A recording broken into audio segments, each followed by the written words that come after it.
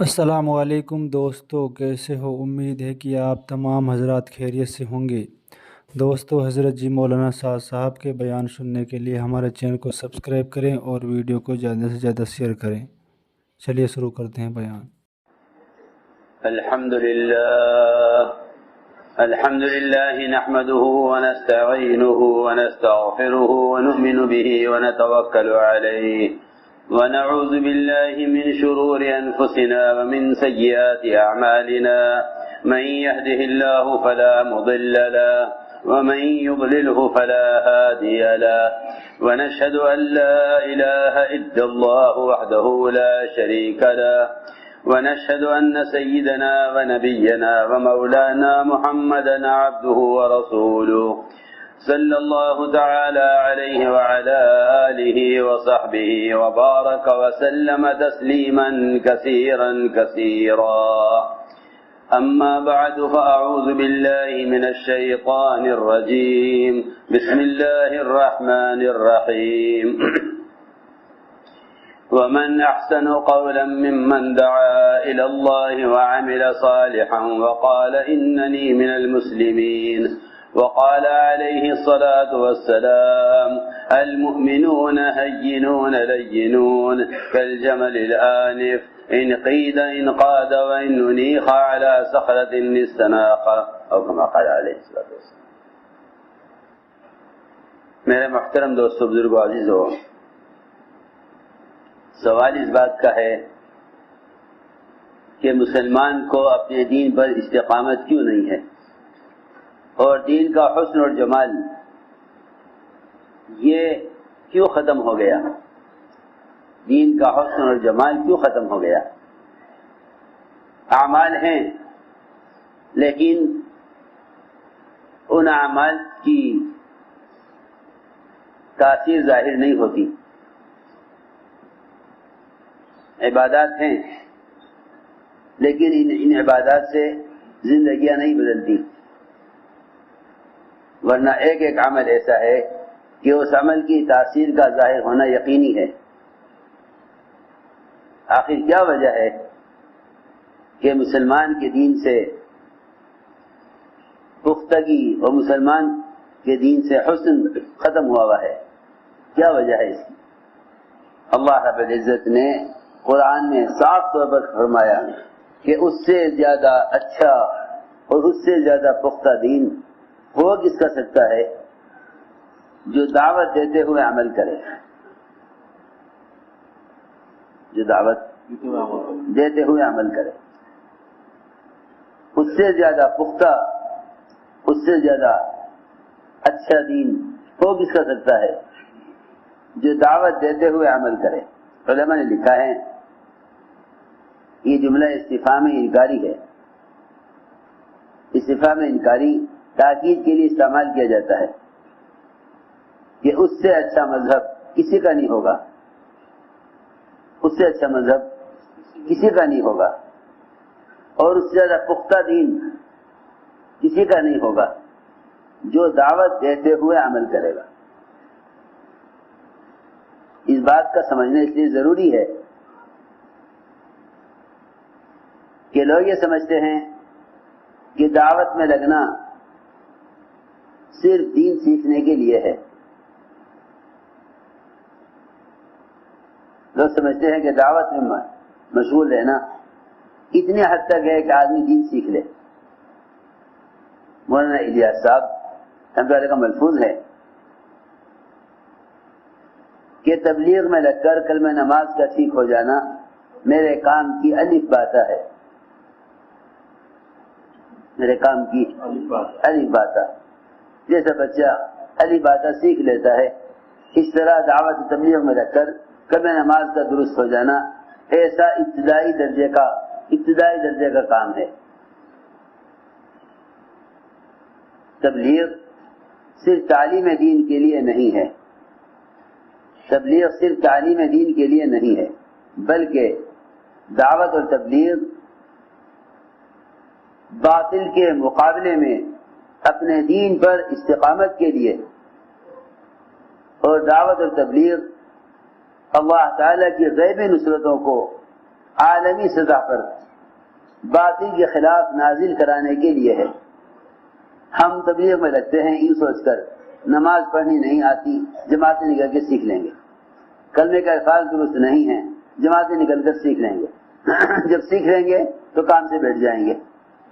حالانکہ تبلیغ کوئی وقتی کورس کا مدرسہ نہیں ہے، بلکہ دعوت دینا اللہ تعالیٰ کا مستقل امر ہے، جس طرح عبادت کرنا اللہ تعالیٰ کا مستقل امر ہے۔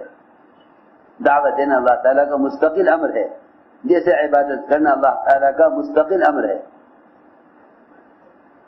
جیسے ہم یوں کہیں کہ ایک آدمی جب تک ہوش میں ہے اس کے ذمہ نماز پڑھنا ہے، چاہے اشارے سے پڑھے چاہے لیٹ کر پڑھے، مگر اس کے ذمہ نماز پڑھنا ہے جب تک وہ ہوش میں ہے، چاہے جسمانی اعتبار سے کتنا بھی ناکارہ ہو جائے، کتنا بھی کمزور ہو جائے، لیکن نماز اپنے وقت پر ادا کرنا اس کے ذمہ اسی طرح فرض ہے جس طرح ایک صحت مند آدمی کے ذمہ نماز کا ادا کرنا فرض ہے۔ بالکل اسی طرح دعوت اللہ یہ ہر امتی کے ذمہ اس لیے ضروری ہے کیونکہ اگر یہ حق کی طرف داعی رہے گا تو باطل کا مدعو نہیں ہو سکتا، حق کا داعی ہوگا تو باطل کی طرف مدعو نہیں ہو سکتا۔ میں نے عرض کیا کہ دین میں سے پختگی کیوں ختم ہو گئی، کیونکہ یہ ایک حقیقت ہے کہ دعوت چھوڑے گا تو باطل کا مدعو ہو جائے گا۔ بس صحابہ کرام میں ایک صفت یہ تھی، باطل کی دعوت کا جواب قوت سے دیتے تھے اور باطل کی دعوت کو قوت سے رد کرتے تھے۔ اس زمانے میں مسلمان اسلام کو جانتا تو ہے، لیکن اگر حق کے مقابلے میں باطل آ جائے تو یوں کہہ کر چھوڑ دیتا ہے کہ ہمارے اندر ان سے مقابلے کی طاقت نہیں ہے۔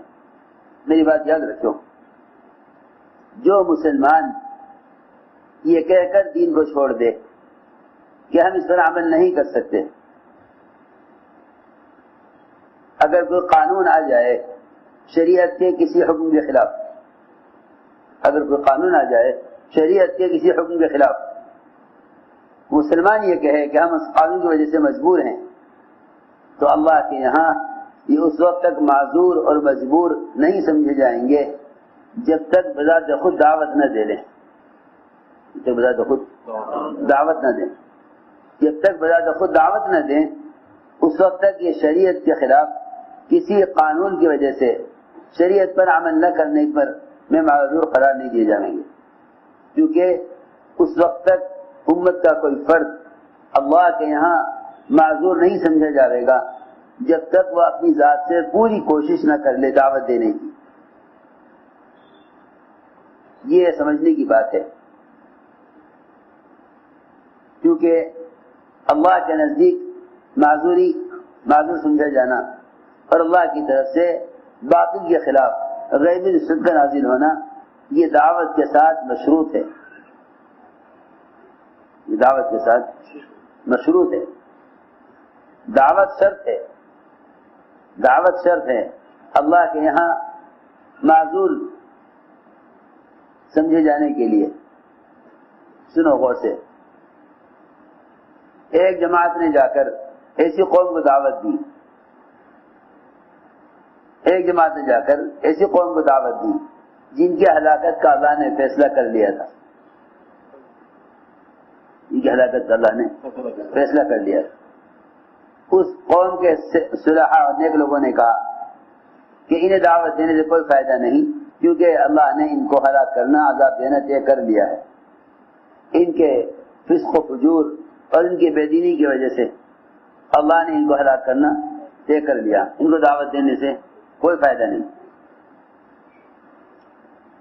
دعوت دینے والوں نے کہا کہ ہمارے ان کو جا کر دعوت دینے کی دو وجہ ہیں، ایک تو ہم اللہ کے یہاں اپنی ذمہ داری کو ادا کرنے والے مانے جائیں گے، قالوا معذرۃ الی ربکم، کہ اللہ کے یہاں ہمارا عذر قبول ہو جائے گا کہ ہم نے ان کو جا کر دعوت دے دی۔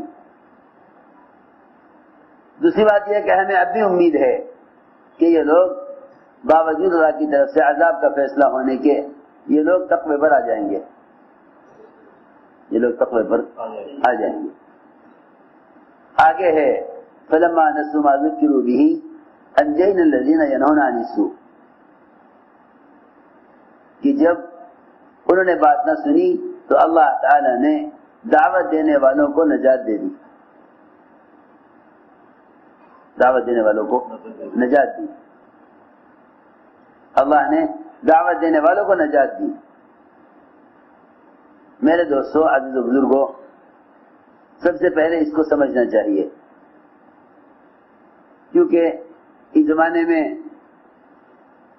وہ مسلمان جن کو اللہ رب العزت نے دنیا میں کوئی عہدہ، کوئی درجہ، کوئی مقام مالی اعتبار سے یا منصب کے اعتبار سے دیا ہوا ہے، وہ یہ سوچتے ہیں کہ بھئی اگر شریعت کے خلاف فلاں حکم آ گیا، شریعت کے خلاف فلاں حکم آ گیا، تو وہ مسلمانوں کی یوں سمجھائیں گے کہ بھئی دیکھو یہ تو ملک کا قانون ہے، لہذا ہمیں قانون سے مقابلہ نہیں کرنا ہے۔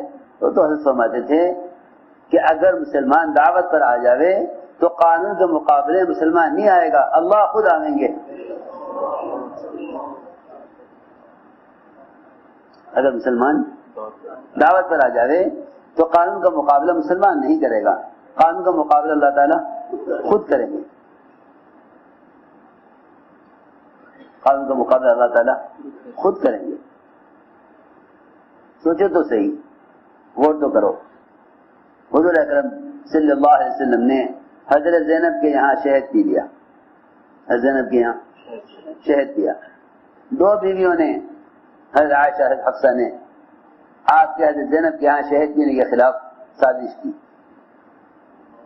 کیوں نہ کرتی سوکن؟ کیا تھی سوکن؟ کیوں بھائی حضرت زینب کے یہاں اتنا وقت کیوں دیا آپ نے؟ ہر بیوی کو محبت آپ سے، ہر بیوی کو آپ سے محبت، آپ نے اتنا وقت کیوں دیا حضرت زینب کے یہاں؟ بھائی آئندہ کیا کرنا چاہیے کہ آپ اتنا وقت حضرت زینب کے یہاں نہ دیں۔ حضرت عائشہ حفصہ نے مل کر یہ اسکیم بنائی کہ بھئی ایسا کوئی ماحول بناؤ کہ آپ آئندہ زینب کے یہاں شہد نہ پئیں۔ آپس میں یہ طے کیا کہ جس بیوی کے پاس بھی آپ جائیں وہ یہ کہے کہ آپ کے منہ سے بو آ رہی ہے، آپ خود ہی کہیں گے کہ ہاں میں نے شہد پیا تھا، اس کی بو آ رہی ہوگی۔ اتنا اگر ہم کر لیں گے تو آپ زینب کے یہاں شہد پینا چھوڑ دیں گے۔ میری بات دھیان سے سننا، آپ زینب کے یہاں شہد پینا چھوڑ دیں گے۔ چنانچہ آپ نے یہ قسم کھا لی کہ میں شہد نہیں پیوں گا۔ حالانکہ شہد کا پینا نہ کوئی سنت ہے، نہ کوئی فرض ہے، نہ واجب ہے، ایک ضرورت ہے آدمی، بلکہ ایک خواہش ہے، ایک خواہش ہے۔ حضرت عمر کے پاس شہد لایا گیا پانی میں شہد ملا کر، تو حضرت عمر نے پیتے پیتے کہا کہ اتنے ٹھاٹ کی کیا زندگی گزارنا، سادہ پانی پلا دو، یا سادہ پانی پلا دو، اتنے ٹھاٹ کی کیا زندگی گزارنا کہ پانی کے اندر شہد ملا کر پیئیں، تم سادہ پانی ہی پلا دو۔ سوچنے کی بات ہے۔ میں نے عرض کیا کہ نبی کی بعثت اس لیے نہیں ہوئی کہ آپ شہد اور پانی ملا کر پیتے، آپ نے حضرت زینب کے یہاں شہد پی لیا، دو بیویوں نے آپ کے خلاف ماحول بنایا، دو بیویوں نے آپ کے خلاف ماحول بنایا۔ آپ نے اس بیویوں کو خوش کرنے کے لیے آپ نے شہد پینا چھوڑ دیا۔ اللہ نے فرمایا لما تحرم ما احل اللہ لک تبتغی مرضات ازواجک، کہ نبی جی آپ نے اپنے اوپر شہد کو کیسے حرام کر لیا جب اللہ نے اس کو حلال کیا ہے؟ صرف بیویوں کو راضی کرنے کے لیے، بیویوں کو راضی کرنے کے لیے، سنو غور سے،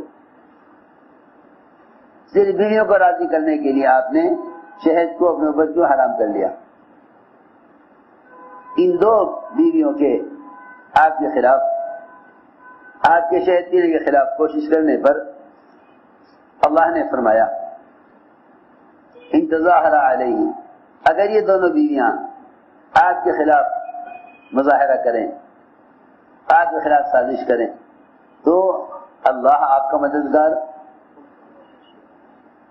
جبریل آپ کے مددگار، سارے ایمان والے آپ کے مددگار، اور اس کے بعد سارے فرشتے آپ کے مددگار۔ کسی مدد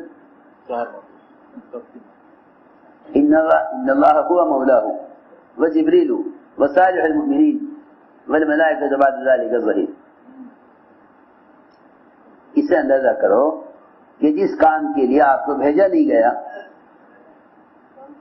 جس کام کے لیے آپ کو بھیجا نہیں گیا، یعنی شہد کا پینا، جب آپ کے شہد پینے کے خلاف، آپ کے شہد پینے پر دو بیویاں یہ کریں، اور اس پر اللہ کی اتنی بڑی مدد آپ کے ساتھ ہو، اللہ کی اتنی بڑی مدد آپ کے ساتھ کہ اگر یہ دو بیویاں آپ کے خلاف سازش کریں تو اللہ آپ کے ساتھ، جبرائیل آپ کے ساتھ، سارے ایمان والے آپ کے ساتھ، اور اس سارے فرشتے آپ کے ساتھ،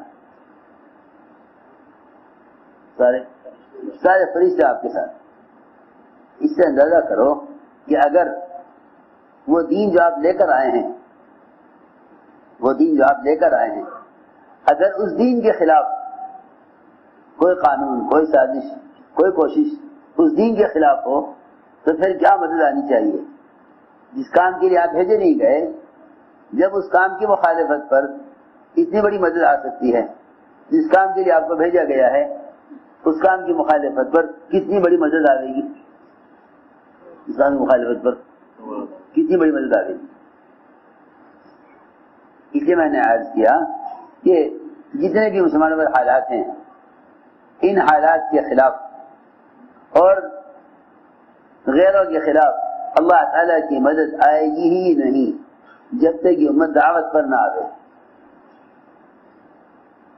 میں تم سے صاف کہہ دیتا ہوں، جو مددیں دعوت پر آنی ہیں وہ عبادات، مقبول عبادات کبھی نہیں آئیں گی،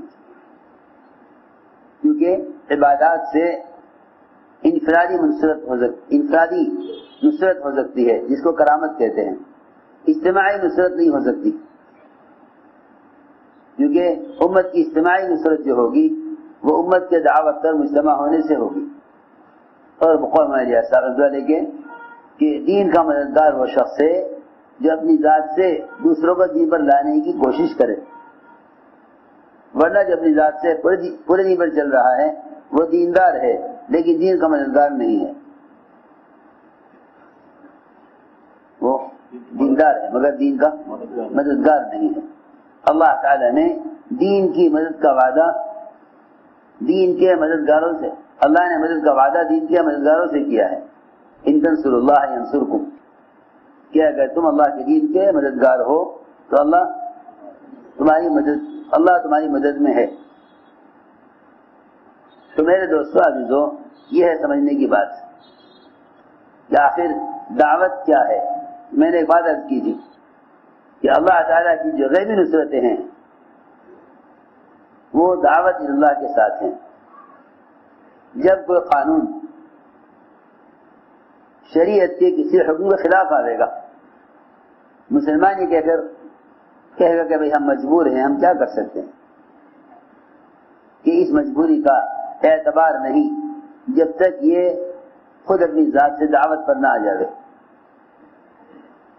آپ دعوت دو گے تو اللہ کے یہاں معذور قرار دیے جاؤ گے، دعوت نہیں دو گے تو تم اللہ کے یہاں معذور قرار نہیں دیے جا سکتے۔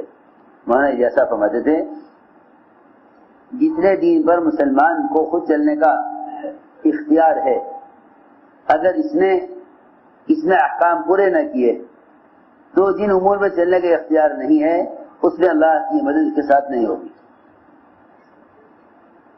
اللہ کی مدد کے ساتھ نہیں ہوگی۔ جس دین پر مسلمان کو چلنے پر اختیار ہے، اگر اس نے اس امر کو پورا نہ کیا تو جن عوامل میں اختیار نہیں ہے اس میں اس کے ساتھ اللہ کی مدد نہیں ہوگی۔ جتنا تم کر سکتے تھے، جب تم نے اتنا نہیں کیا تو جو تم کر نہیں پا رہے ہو اس نے اللہ کی مدد تمہارے ساتھ کیسے ہو جائے؟ میں نے عرض کیا کہ یعنی اچھا دین اور پختگی دین کے اندر وہ شخص کے لیے ہے جو دعوت اور عبادت دونوں کو جمع رکھے. اللہ نے یہ فرمایا ہے کہ اس سے اچھا دین ہو کس کر سکتا ہے جو دعوت دیتے ہوئے عمل کرے. کیونکہ جب یہ دعوت چھوڑ دے گا تو پھر باطل جری ہوگا دعوت دینے پر. صحابہ کرام اس دعوت کی نقل و حرکت اور اس محنت کی وجہ سے ان کی بات کے اندر اتنی قوت تھی کہ وہ بادشاہوں سے اس طرح بات کرتے تھے جیسے کسی غلام سے کی جاتی ہے. کیونکہ ہر سمجھتے کہ دعوت ہی ذریعہ ہے اللہ کے غیر کا تاثر دلوں سے نکالنے کے لیے. دعوت ہی ذریعہ ہے اللہ کے غیر کا تاثر دلوں سے نکالنے کے لیے. دعوت ہی ذریعہ ہے اللہ کے غیر کا تاثر دلوں سے نکالنے کے لیے. کیونکہ اصولی بات یہ ہے کہ جس شخص کو جس کی طرف سے بھیجا جاتا ہے جب وہ اپنے آپ کو اس کی طرف سے بھیجا ہوا یقین کرتا ہے تو اس کی ساری قوت کو اور طاقت کو اپنے ساتھ یقین کرتا ہے. اسے کسی کی پرواہ نہیں ہوتی کون کیا کہے گا کون کیا کرے گا، کیونکہ اسے یقین ہے کہ اس کی طرف سے میں بھیجا گیا ہوں وہ ذات بہت بڑی ہے. تو ایسے صحابہ بات کرتے تھے بادشاہوں سے جیسے کسی غلام سے کی جاتی ہے. ربیع بن عامر جب دعوت دینے گئے بادشاہ کو ہر بات کے جواب میں کہتے ہیں کہ نہیں ہمیں جا کے براہ راست بات کرنی ہے بادشاہ سے. وہ کہتے کہ ترجمان درمیان میں بات ہوگا، کہ نہیں کوئی ترجمان نہیں ہوگا، ہم براہ راست بات کریں گے. بادشاہ کے تخت پر بیٹھ کر اس طرح بات کی کہ بادشاہ نے سرداروں سے کہا اس فقیر نے ہمارے ملک پر قبضہ کر لیا.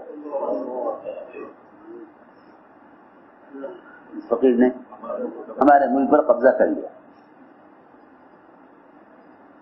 بادشاہ نے کہا سرداروں سے اپنے اس فقیر نے ہمارے ملک پر قبضہ کر لیا.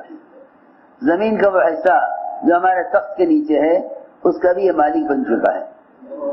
لوگوں نے کہا بادشاہ سلامت آپ کیا بات کر رہے دیوانوں کی، کہ نہیں آپ اس دیوانے کی بات میں کہاں آ گئے، کہ نہیں دیوانہ یہ نہیں ہے تم سب دیوانے ہو، دیکھتے نہیں اس فقیر کی بات میں کتنی قوت ہے. فقیر کی بات میں کتنی قوت ہے. میں آپ لوگوں سے صراحتاً کہہ دیتا ہوں کھل کر، اس زمانے میں کام کرنے والوں کا خیال یہ ہے کہ صرف یہ دعوت کی تبلیغ کی نقل و حرکت اور چلت پھرت یہی کافی نہیں ہے. کیونکہ بھائی صاحب بات یہ ہے کہ اب ہم کام کرنے والے ادھر ادھر کے لوگوں کی باتوں سے متاثر ہونے لگے ہیں. حالانکہ اس کام کا امتیاز ہی نقل و حرکت اور خروج ہے. دعوت کا تو کوئی تصور ہی نہیں ہے نقل و حرکت کے بغیر. مجھے ایک صاحب کہنے لگے ابھی حج کے سفر میں کہ پھرنا اصل نہیں، اصل تو دین ہے. لیکن دیکھو بات یہ ہے کہ پھرنے اور نقل و حرکت کے بغیر نبوت والے کام کا کوئی تصور نہیں ہے. یہ صالحین کا کام تو ہو سکتا ہے کہ تم کسی کونے بیٹھ کے عبادت کر لو، جو تمہارے پاس آئے اس کے بعد نصیحت کر دو، یہ صلح کا کام تو ہو سکتا ہے. لیکن دعوت کا کام تو نقل و حرکت کے بغیر، دعوت کا تو کوئی تصور ہی نہیں ہے نقل و حرکت کے بغیر. دعوت کا تو کوئی، اس کام کا امتیازی خروج ہے، اس کام کا امتیازی خروج ہے. نقل و حرکت اللہ کے امر کی وجہ سے ہے.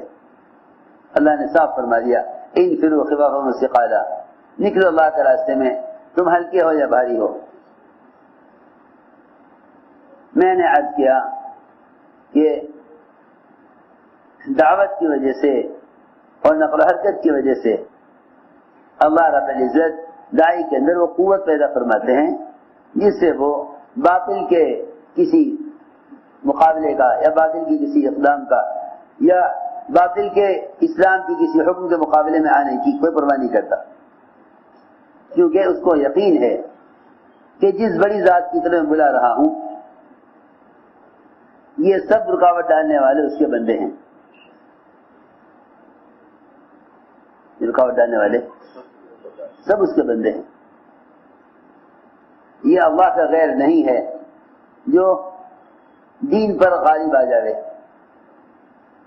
یہ اللہ کا غیر یعنی یہ دین پر غالب نہیں آ سکتے، کیوں؟ اس لیے کہ یہ اللہ کے بندے ہیں، اللہ کے عمل پر کوئی غالب نہیں آ سکتا، اللہ کے عمل پر کوئی غالب نہیں آ سکتا، کہ اللہ کے عمل پر کوئی غالب نہیں آ سکتا، اللہ اپنے عمل پر غالب ہے، اللہ اپنے عمل پر غالب ہے۔ میرے دوستو عزیزو، بات اصل یہ ہے کہ خروج اور نقل و حرکت یہ اصل دعوت ہے، یہ اصل دعوت ہے۔ لوگ اگر کہتے ہیں کہ پھرنا اصل نہیں ہے، اصل تو دین ہے، وہ دین کسی بھی ذریعے سے آ جائے، وہ دین کسی بھی ذریعے سے آ جائے، پھرنا اصل نہیں، دین اصل ہے، دین کسی بھی ذریعے سے آ جائے، یہ خیال غلط خیال ہے، بلکہ انبیاء علیہ السلام کی اور صحابہ کرام کی کا اصل کام یہ تھا، یعنی دین کے قائم ہونے کا یقین دعوت سے کرتے تھے، کیونکہ جب تم حق کی طرف بلاؤ گے اور باطل مقابلے پر آئے گا تو باطل کا مغلوب ہونا حق کی طرف بلانے کی وجہ سے ہوگا، دعوت کا حق کی طرف بلانے کی وجہ سے، حق کی طرف بلانے کی وجہ سے اللہ رب العزت داعی کی مدد کریں گے۔ یہ سمجھتے تھے کہ شیطان عبادت کا مقابلہ تو کر لے گا، دعوت کا مقابلہ نہیں کر سکے گا، کیونکہ آپ جانتے ہیں جب اذان ہوتی ہے تو شیطان بھاگ جاتا ہے، جب اذان ہو چکی ہوتی ہے تو پھر آ جاتا ہے، جب اقامت ہوتی ہے تو بھاگ جاتا ہے، جب نماز شروع ہوتی ہے تو ایک درمیان میں ایک بکری کے بچے کی شکل میں داخل ہو جاتا ہے اور وسوسے پیدا کرتا ہے۔ اس لیے خوب سمجھنا چاہیے کہ جتنی بھی غیبی نصرتیں ہیں وہ ساری غیبی نصرتیں انفرادی دعوت پر ہیں، غیبی نصرتیں انفرادی دعوت پر ہیں، ساری غیبی نصرتیں انفرادی دعوت پر ہیں، کہ ساری غیبی نصرتیں انفرادی دعوت پر ہیں۔ آپ صلی اللہ علیہ وسلم دعوت دینے گئے، آپ کی دعوت کو سختی سے رد کیا گیا، آپ اتنے مغموم تھے، اتنا غم تھا آپ کو کہ قرن سعالی پہنچنے تک آپ کو ہوش نہیں آیا غم کی وجہ سے۔ وہاں اللہ تعالیٰ نے جبرائیل علیہ السلام کو بھیجا، ان کے آنے کی جو آہٹ آواز ہوئی اس سے آپ کو ہوش آیا، آپ نے دیکھا جبرائیل یہ کیا بات ہے کہ اللہ نے آپ کی بات بھی سن لی۔ سمجھتے تھے کہ دعوت کے بغیر تو دعائیں بھی اللہ کے ہاں سنی نہیں جاتی، دعوت کے بغیر تو اللہ کے یہاں دعائیں بھی سنی نہیں جاتی۔ میری بات بہت غور سے سننی پڑے گی، دعوت کے بغیر تو اللہ کے یہاں دعائیں بھی سنی نہیں جاتی، دعوت کے بغیر تو اللہ کے یہاں دعائیں بھی سنی نہیں جاتی، تو پکی بات ہے،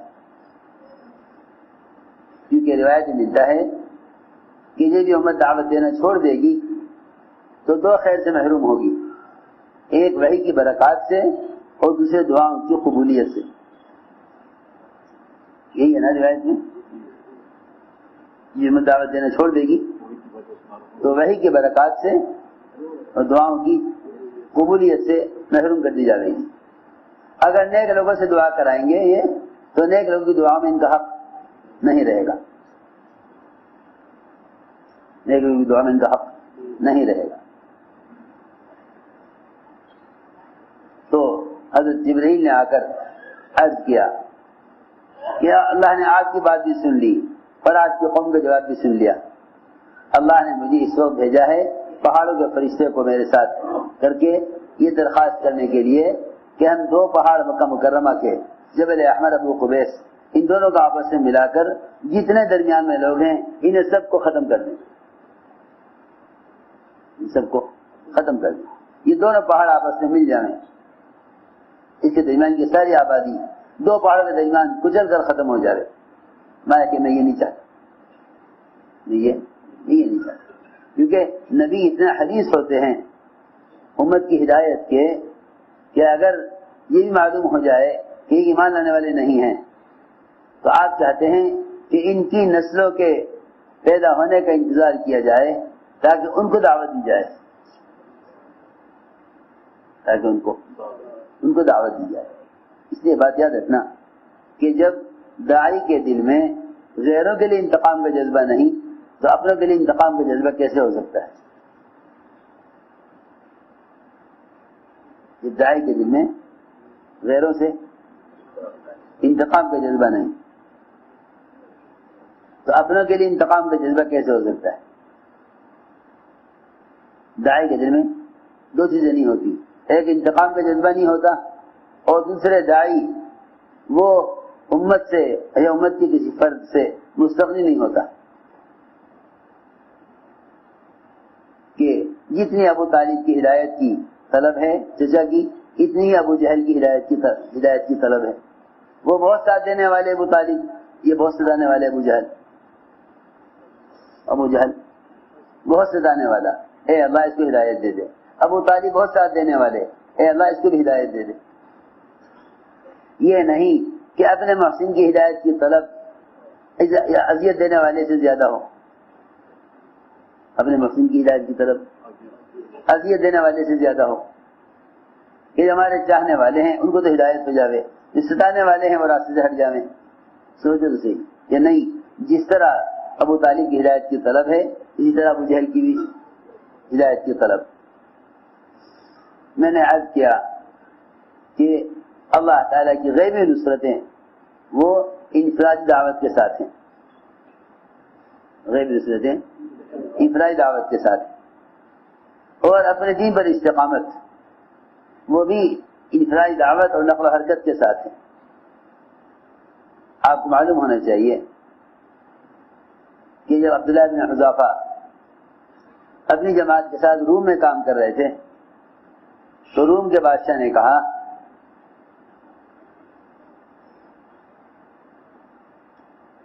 کہ آپ نصرانی ہو جائیے، آپ نصرانی ہو جائیے، اگر آپ نصرانی ہو جائیں گے ہم آپ کو آدھا ملک دے دیں گے، اپنا آدھا ملک، کہ آپ نصرانی ہو جائیے۔ حذیفہ رضی اللہ تعالی عنہ نے سخت جواب دیا، یہ فرمایا کہ تیرا آدھا ملک نہیں، تیرا پورا ملک مل جاوے، اور تیرا ہی ملک نہیں بلکہ جتنی بادشاہت عرب کی وہ سب مجھے مل جائیں۔ اس سب کے مقابلے میں پہلا جھپکنے کے بقدر بھی محمد صلی اللہ علیہ وسلم کے دین کو چھوڑنے کے لیے تیار نہیں۔ اتنا سخت جواب دیا، سخت جواب دیا کہ نہیں، یہ نہیں ہو سکتا۔ بادشاہ نے کہا تو میں تمہیں قدر کروں گا، کیونکہ داعی کی آزمائش 2 چیزوں سے ہوتی ہے، ایک خوف سے، ایک لالچ سے، خوف اور لالچ۔ کہ خوف کی تو پرواہ یوں نہیں کہ جان ہے ہی اللہ کے راستے میں دینے کے لیے، جان ہے اللہ کے راستے میں دینے کے لیے، خوف کی تو یوں پرواہ نہیں، اور آخرت کے لیے کر رہے ہیں، دنیا کی پرواہ نہیں۔ جو مخلصین ہوتے ہیں نا انہیں 2 باتوں کی پرواہ نہیں ہوتی، ایک تو اس کی پرواہ نہیں کہ دنیا میں ہاتھ سے کچھ چلا جائے گا، کہ اس کی پرواہ نہیں ہے، اور دوسرے لالچ میں نہیں آتے مخلصین کیونکہ لالچ میں وہ آتے ہیں جو اللہ کے غیر کے لیے عمل کرتے ہیں، جو عمل کرتے ہیں اللہ کے غیر کے لیے وہ لالچی ہوتے ہیں۔ منافقین لالچی ہوتے تھے، منافقین میں لالچ ہے، انصار میں لالچ نہیں تھا۔ آپ نے فتح مکہ کے موقع پر انصار کو کچھ نہیں دیا۔ میری بات یاد رکھنا، پرانا ہونے کی علامت یہ ہے، پرانا ہونے کی علامت یہ ہے کہ پرانوں کے اندر کوئی مطالبہ نہیں ہوگا، کوئی مطالبہ نہیں ہوگا۔ پرانا اس کو کہتے ہیں جس کے اندر اس کو کوئی مطالبہ نہ ہو۔ آپ نے فتح مکہ کے موقع پر سارا مال مہاجرین کو دیا، انصار کو ایک درہم بھی نہیں دیا، انصار کو آپ نے کچھ نہیں دیا، ایک درہم بھی نہیں۔ بعض مشرکین کو 100 اونٹ دے دیے، بعض مشرکین کو 100 اونٹ ایک آدمی کو، انصار کو کچھ نہیں دیا، انصار کو کچھ نہیں دیا، کیونکہ آزمائش ہوتی ہے مخلصین کی، منافقین کی آزمائش بھی نہیں ہوتی، کیونکہ آزمائش ان کی ہوتی ہے کہ دلوں میں ایمان ہوتا ہے۔ جن کے دل ایمان سے خالی ہیں وہ آزمائش، ان کی آزمائش نہیں ہوتی، کیونکہ آپ جانتے ہیں کہ امتحان اس کا ہوتا ہے جس نے کچھ سیکھا ہے، جاہلوں کا امتحان نہیں ہوتا، جاہلوں کا امتحان نہیں ہوتا، جاہلوں کا امتحان نہیں ہوتا، کہ امتحان ہوتا ہے صرف ایمان والوں کا، علم والوں کا، ایمان کے امتحان ہوتا ہے صرف ایمان والوں کا، کہ اللہ رب العزت امتحان ایمان والوں کا لیتے ہیں، امتحان ایمان والوں کا لیتے ہیں۔ تو میں نے عرض کیا کہ منافقین میں لالچ ہوتا ہے، اس لیے وہ اپنے مطالبے کرتے ہیں، ہمارا مطالبہ یہ ہے، ہمارا مطالبہ یہ ہے۔ انصار نے کوئی مطالبہ نہیں کیا۔ تو میں نے عرض کیا کہ 2 چیزیں آتی ہیں اس راستے میں، خوف اور لالچ۔ پرانے وہ ہوتے ہیں جو ڈرتے تو یوں نہیں کہ جان اللہ کے لیے ہے،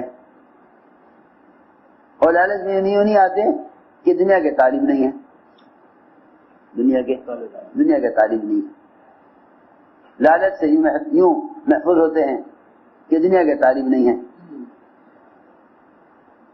حضرت حذیفہ نے فرمایا کہ انت وذا کا، جو تیرا دل چاہے وہ کر، جان حاضر ہے، لیکن اپنا دین نہیں چھوڑوں گا، اپنا دین نہیں چھوڑوں گا۔ بادشاہ نے کہا ان کے سامنے 2 قیدیوں کو آگ میں جلاؤ، دیگ میں ڈالو۔ کھولتے ہوئے پانی میں 2 مسلمانوں کو جلایا گیا، انہوں نے دیکھ لیا، یہ روئے، بادشاہ سمجھا اب گھبرا گئے۔ بادشاہ نے کہا اب بھی نصرانی ہو جاؤ۔ فرمایا کہ میرے رونے کی وجہ یہ دیگ میں جلنا نہیں ہے، میرے رونے کی وجہ یہ ہے کہ ایک جان اللہ کو پیش کرتے ہوئے شرم آتی ہے، اللہ کو ایک جان پیش کرتے شرم آتی ہے۔ کاش میرے پاس میرے بدن کے بالوں کے بقدر جانیں ہوتی، ایک ایک کر کے اللہ کے لیے قربان کرتا۔ یہ جواب دیا۔ بادشاہ مایوس ہو گیا کہ جس کے نزدیک ساری بادشاہت کی کوئی حیثیت نہ ہو، اور جس کے نزدیک جان اتنی حقیر ہو۔ بادشاہ نے کہا تم میرے سر کا بوسہ لے لو، میں تمہیں چھوڑ دوں گا، میرے سر کا بوسہ لے لو، میں تمہیں چھوڑ دوں گا۔ فرمانے لگے ایک کافر کے سر کا بوسہ لینا ہے تو بڑا ہی ناگوار کام، لیکن اگر یہ سارے قیدیوں کو آزاد کر دے جتنے مسلمان قیدی ہیں، تو اپنے ساتھیوں کی رہائی کے لیے اس ناگوار چیز کے کرنے میں کیا حرج ہے؟ اپنے ساتھیوں کے لیے ایک ناگوار چیز کو برداشت کرنے میں کیا حرج ہے؟ انہوں نے کہا میری بھی ایک شرط ہے سر کا بوسہ لینے میں۔ یہ کیا شرط ہے؟ کہ سارے قیدیوں کو چھوڑنا ہوگا۔ اس نے کہا میں سب کو چھوڑ دوں گا بس تم میرے سر کا بوسہ لے لو. میں آگے بڑھ کر اس کے سر کا بوسہ لے لیا. جو آدمی ساتھیوں کے لیے ناگواری برداشت کریں گے نا، اللہ ان کو بڑی عزت عطا فرمائیں گے. وہاں سے واپس آئے سارے مسلمانوں کو کیسے چھڑا کر. حضرت عمر کے زمانے کی بات تھی، سارا قصہ سنایا آ کر. حضرت عمر نے فرمایا ہر مسلمان کے ذمہ واجب ہے کہ ان کے سر کا بوسہ لے. چنانچہ سب سے حضرت عمر کھڑے ہوئے، ان کے سر کا بوسہ لیا. پھر سارے مسلمانوں نے عبداللہ بن حذافہ کے سر کا بوسہ لیا کہ اس راستے میں جو تکلیف اٹھائیں گے، ناگواری برداشت کریں گے، اللہ ان کو اس طرح عزت دیں گے. میں پوری بات عرض کر رہا تھا کہ دعوت اصل ذریعہ ہے اپنے دین پر استقامت کا. جب دعوت چھوٹے گی تو غیروں کی طرف سے پیشکش آئے گی. سنو، غیر اپنی طرف بلاویں گے. اگر مسلمان حق کی دعوت سے بیٹھ جائے گا، اگر مومن حق کی دعوت سے بیٹھ جائے گا تو غیر اپنی طرف بلائیں گے. حضرت کعب بن مالک رضی اللہ تعالیٰ عنہ تبوک میں جانے سے رہ گئے.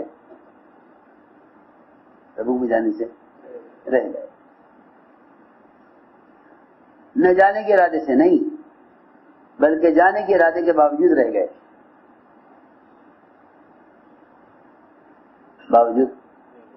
جانے کے ارادے کے رہ گئے. یہ نہیں تھا کہ جانا نہیں ہے. سنو غور سے میرے دوستو عزیزو، خروج اتنا تھا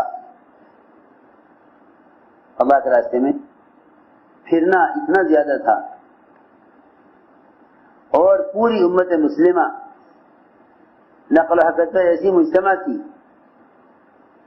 کہ خروج سے منافقین بھی انکار نہیں کرتے تھے. آپ اندازہ کریں، خروج سے منافقین بھی انکار نہیں کرتے تھے. اس زمانے میں تو مسلمان اور عام مسلمان نہیں، پڑھا لکھا مسلمان وہ خروج سے انکار کر بیٹھا. کون؟ پڑھا لکھا مسلمان جس کو اللہ نے علم دیا ہے، وہ خروج سے انکار کر بیٹھا. حالانکہ عجیب بات یہ ہے کہ دور صحابہ میں خروج اور نقل و حرکت اتنی عام تھی کہ ایک منافق بھی خروج سے انکار نہیں کرتا تھا. منافقین خروج سے جھوٹے آزاد تو کرتے تھے، انکار نہیں کرتے تھے. منافقین خروج سے جھوٹے آزاد تو کرتے تھے لیکن انکار نہیں کرتے تھے. دیکھو تم نے خود دیکھو قرآن میں کہیں کہیں گے لا تنفروا فی الحر کہ بھائی نکلو تو صحیح، نکلنے سے تو انکار نہیں ہے، لیکن گرمی میں مت نکلو، موسم دیکھ کر موقع سے نکلو. لا تنفروا فی الحر، گرمی میں مت نکلو. اللہ نے فرمایا کہہ دیجئے ان سے جہنم کی آگ زیادہ گرم ہے. جہنم کی آگ زیادہ گرم ہے، کیا مطلب ہے اس کا؟ اللہ اکبر. اگر تم اللہ کے راستے میں پیدل نکل جاؤ تو پیدل اس راستے میں چلنا جہنم کی آگ کو حرام کر دیتا ہے. جہنم کی آگ کو حرام کر دیتا ہے. جہنم کی آگ کو اس راستے میں پیدل چلنا حرام کر دیتا ہے. تو میں نے عرض کیا کہ منافقین بھی نکلنے سے انکار نہیں کرتے تھے، اگرچہ جھوٹے آزار کرتے تھے. جھوٹے آزار کرتے تھے، انکار نہیں کرتے تھے. کعب بن مالک رضی اللہ تعالیٰ عنہ نکلنے کے ارادے کے باوجود رہ گئے اور ٹلتا گیا خروج. اب نکلیں گے، جب چاہیں گے نکل جائیں گے. دو سواریاں ہیں، سفر کی سہولت ہے، دو سواریاں ہیں. اس وقت مال بھی میرے پاس کافی ہے، مجھے نکلنے میں کوئی دقت نہیں، جب چاہوں گا نکل جاؤں گا. یہاں تک کہ خروج کا وقت گزر گیا، آپ واپس آ گئے. آپ جانتے ہیں جو کچھ کعب بن مالک پر گزری، جو بھی ان پر سب حالات گزرے، زمین تنگ ہو گئی ان پر اپنی وسعت کے باوجود، اپنی ذات تنگ ہو گئی، اپنے آپ سے وحشت کہ تو نے یہ کیا کیا. آدمی سے جب کوئی کسی آدمی کو اپنے گناہ کا احساس ہوتا ہے نا تو اسے اپنے آپ سے وحشت ہوتی ہے. یہ بھی اللہ نے فرمایا ضاقت علیہم انفسہم، اور یقین ہو گیا ان کو کہ اللہ کے سوا پناہ کی کوئی جگہ نہیں، اللہ کے سوا پناہ کی کوئی جگہ نہیں. سنو غور سے، سلام کرتے حضور اکرم صلی اللہ علیہ وسلم کو تو دیکھتے کہ آپ کے ہونٹ سلام کے جواب میں ہلے یا نہیں. اتنا اعراض کیا آپ نے.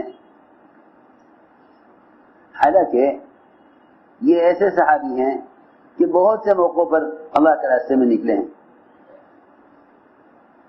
بہت سے موقعوں پر اللہ کے راستے میں نکلے ہیں.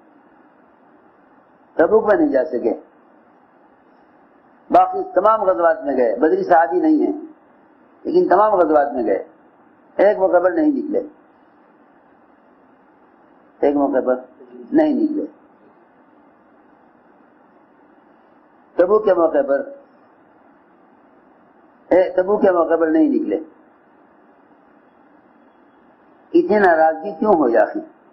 حضرت فرماتے تھے کہ اس سارے واقعے سے امت کو یہ بتانا مقصود ہے کہ اللہ کے راستے میں نکلنے میں بلا عذر شدید تاخیر کرنا یہ اللہ کی ناراضگی کا سبب ہے. ہمارے مجمع میں اس کا احساس نہیں ہے. سارے کے چلا لگ گیا نہیں لگا کوئی بات نہیں، کیونکہ الحمدللہ دین تو سیکھ ہی لیا ہے، دین تو سیکھ ہی لیا ہے. اب خروج کیا ضروری ہے؟ یوں سمجھتے ہیں کہ ذاتی زندگی کو بدلنے کے لیے تبلیغ تھی، وہ زندگی بدل گئی ہے. حالانکہ نقل و حرکت صرف ذاتی زندگی کو بدلنے کے لیے نہیں بلکہ نقل و حرکت سارے عالم کے ماحول کو بدلنے کے لیے ہے. نقل و حرکت سارے عالم کے ماحول کو بدلنے کے لیے ہے. نقل و حرکت سارے عالم کے ماحول کو بدلنے کے لیے ہے، صرف ذاتی زندگی بدلنے کے لیے نہیں ہے. اس میں کوئی شک نہیں کہ ذاتی زندگی بھی بدلے گی. کیوں؟ اس لیے کہ اللہ تعالیٰ کا دستور یہ ہے کہ جو اللہ کے بندوں کو اللہ سے جوڑتا ہے اللہ اس کو اپنا تعلق دوسروں سے پہلے عطا فرماتے ہیں. اللہ اس کو اپنا تعلق دوسروں سے پہلے عطا فرماتے ہیں. جو اللہ کے بندوں کو اللہ سے جوڑتا ہے اللہ اس کو مزاج سے جوڑ لیتے ہیں. حضرت کعب بن مالک رضی اللہ تعالیٰ عنہ کی جو کیفیت بنی، پورے مدینے میں کوئی سلام کا جواب دینے والا نہیں. چنانچہ اسی دوران غسان بادشاہ کو پتہ چلا کہ ان کے ساتھ یہ معاملہ ہو رہا ہے، تو غسان بادشاہ نے کہا کہ تم ہمارے پاس آ جاؤ، ہمارے پاس آ جاؤ. میں یاد کرنا چاہتا تھا کہ ایک موقع ایسا آیا کہ کعب نکلنے سے رہ گئے. غسان بادشاہ نے موقع غنیمت جانا اپنی طرف بلانے کے لیے اور فرمایا کہ تم ہمارے پاس آ جاؤ. کعب رضی اللہ تعالی نے، یہ تھا صحابہ کا استخلاص کہ اگر ہم آپس میں کسی بات پر اختلاف کر بیٹھے ہیں یا آپس میں کوئی بات پیش آ گئی ہے یا ہمارے بڑے ہم سے ناراض ہو گئے ہیں، اس کا مطلب یہ نہیں کہ ہم آپس کی ناراضگی کی وجہ سے اپنوں کو چھوڑ دیں. صاف انکار کریں، یہ نہیں ہو سکتا. بادشاہ کے خط کا جواب ایسا جواب دیا بادشاہ کے خط کا کہ اس کے خط کو تندور میں ڈال دیا کہ یہ خط قابل عمل تو کیا پڑھنے کی بھی قابل نہیں ہے. یہ خط قابل عمل تو کیا ہوتا، پڑھنے کی بھی قابل نہیں ہے. بادشاہ کا خط تندور میں ڈال دیا اور یہ فرمایا کہ ایک مصیبت تو ختم نہیں ہوئی تھی کہ دوسری مصیبت آ گئی. اپنے تو ناراض تھے ہی، غیروں نے اپنی طرف بڑھانا چاہا.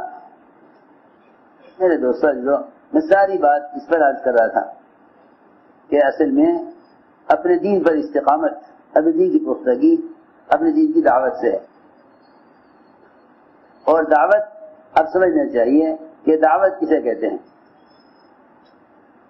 دعوت کسے کہتے ہیں؟ اس زمانے میں کیونکہ نشر و اشاعت کے ذرائع بہت ہو گئے، اخبار، رسائل، اس کے علاوہ مختلف آلات اور ذرائع، لوگ سمجھتے ہیں کہ ان کے ذریعے دعوت دینے سے ذمہ داری ادا ہو جاتی ہے۔ حالانکہ سمجھتے تھے یہ سارے آلات اپنے اندر رواج کی ظلمتیں لیے ہوئے ہیں، یہ آلات اپنے اندر رواج کی ظلمتیں لیے ہوئے ہیں، یہ آلات اپنے اندر رواج کی ظلمتیں لیے ہوئے ہیں۔ دعوت کو سنت پر لاؤ اور سنت پر باقی رکھو۔ رواجی چیزیں بشری حاجتوں میں معاون ہو سکتی ہیں، رواجی چیزیں بشری حاجتوں میں تو معاون ہو سکتی ہیں۔ مطلب یہ ہے کہ یہ رواجی چیزیں انسانی ضروریات اور دنیاوی کاموں کے لیے تو مددگار بن سکتی ہیں، لیکن دین کے مددگار نہیں ہو سکتی، کیونکہ اگر ان کو دین کے لیے استعمال کیا گیا تو مسلمان کے مجاہدے کی صفت ختم ہو جائے گی، مسلمان کے مجاہدے کی صفت ختم ہو جائے گی۔ ہدایت کا عام ہونا مجاہدے پر ہے، آلات ذرائع پر نہیں ہے۔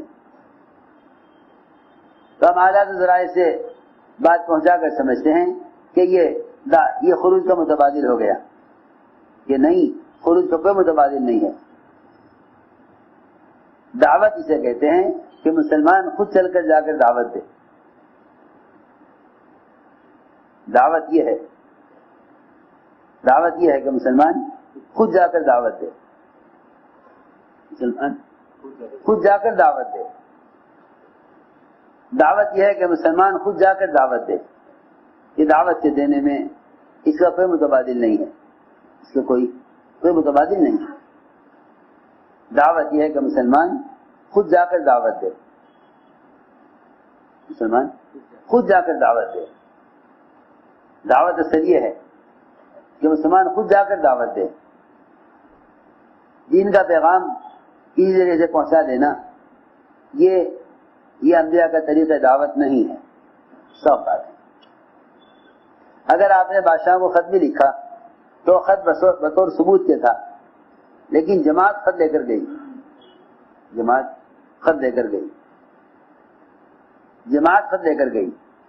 میری بات دھیان سے سننا، یہ جماعت خط لے کر گئی، کس نے آپ کے خط کو پھاڑ دیا، کس نے آپ کے خط کو پھاڑ دیا؟ آپ نے فرمایا خط نہیں پھاڑا، اپنا ملک پھاڑ لیا،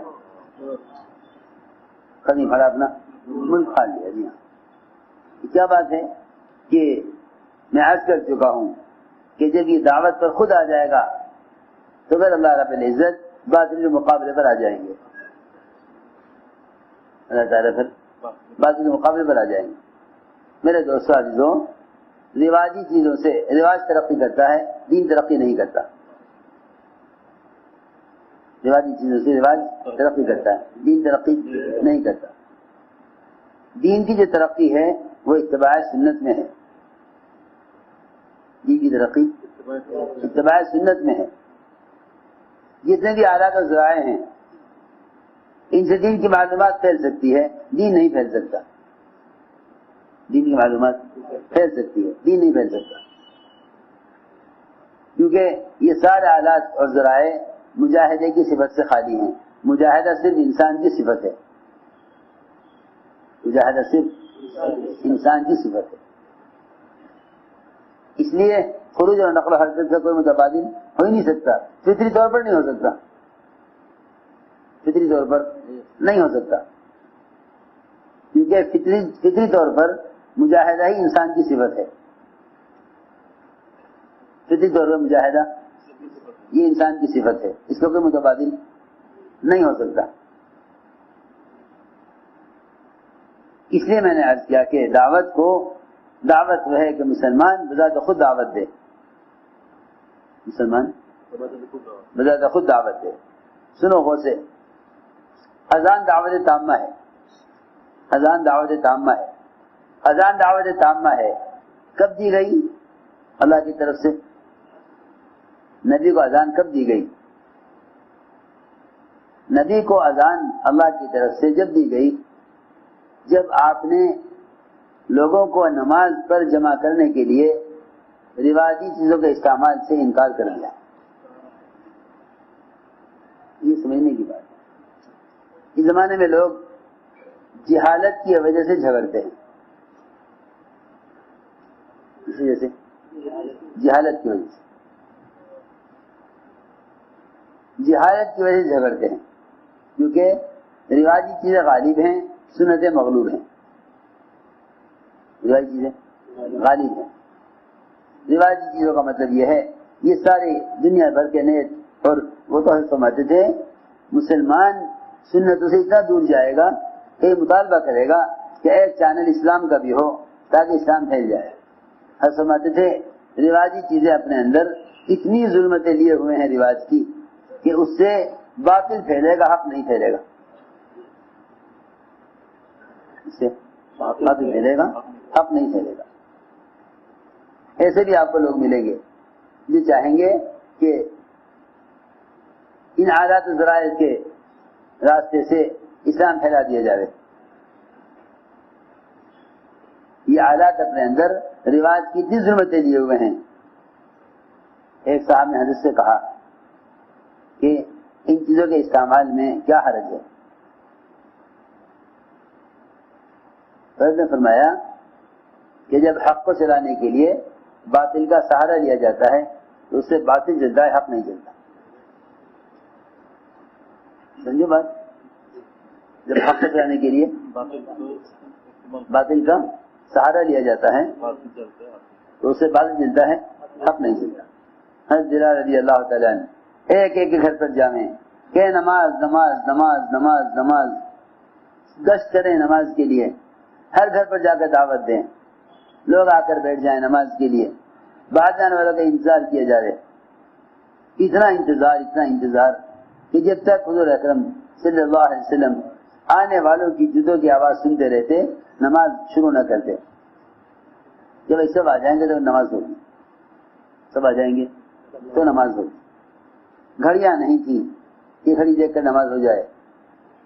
صحابہ نے عرض کیا کہ بڑی دقت پیش آتی ہے سب کو نماز کی اطلاع کرنے کے لیے، ہم کیوں نہ ڈھول بجا دیں، لوگ جمع ہو جائیں گے. کیونکہ ہمارے یہاں آج کل اس زمانے میں، صحابہ نے عرض کیا کہ ہمارے اس زمانے میں یہی چیزیں ہیں لوگوں کو جمع کرنے کے لیے. کہیں شادی ہوتی ہے، کوئی تقریب ہوتی ہے، یا کہیں کوئی حادثہ ہو جاتا ہے، لوگوں کو حادثے کی خبر کرنی ہوتی ہے تو ہم یہ چیز استعمال کر لیتے ہیں. کہیں ڈھول بجا دیتے ہیں، کہیں سارنگی بجا دیتے ہیں، لوگ جمع ہو جاتے ہیں. یا آگ جلا دیتے ہیں تو دھواں اٹھتا ہے، لوگ متوجہ ہو جاتے ہیں دھواں دیکھ کر کہ بھئی یہ تو کوئی تقریب ہے ان کے یہاں شادی کی، یا کوئی حادثہ ہو گیا ہے، دھواں اٹھ رہا ہے فلاں گھر سے، چلو. تو صحابہ نے عرض کیا کہ ہم بھی یہ چیز استعمال کر لیں لوگوں کو نماز پر جمع کرنے کے لیے. آپ نے فرمایا ڈھول بجا کر جمع کرنا یہود کا طریقہ ہے، سارنگی بجانا نصارہ کا طریقہ ہے، آگ جلا کر جمع کرنا مجوسیوں کا طریقہ ہے، آگ کے پجاریوں کا. یہ کام یہ چیزیں استعمال نہیں کریں گے. کیا کریں؟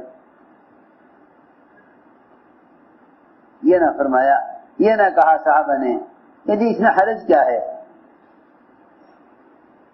ہم تو اس کے ذریعے سے نماز کے لیے لا رہے ہیں نا.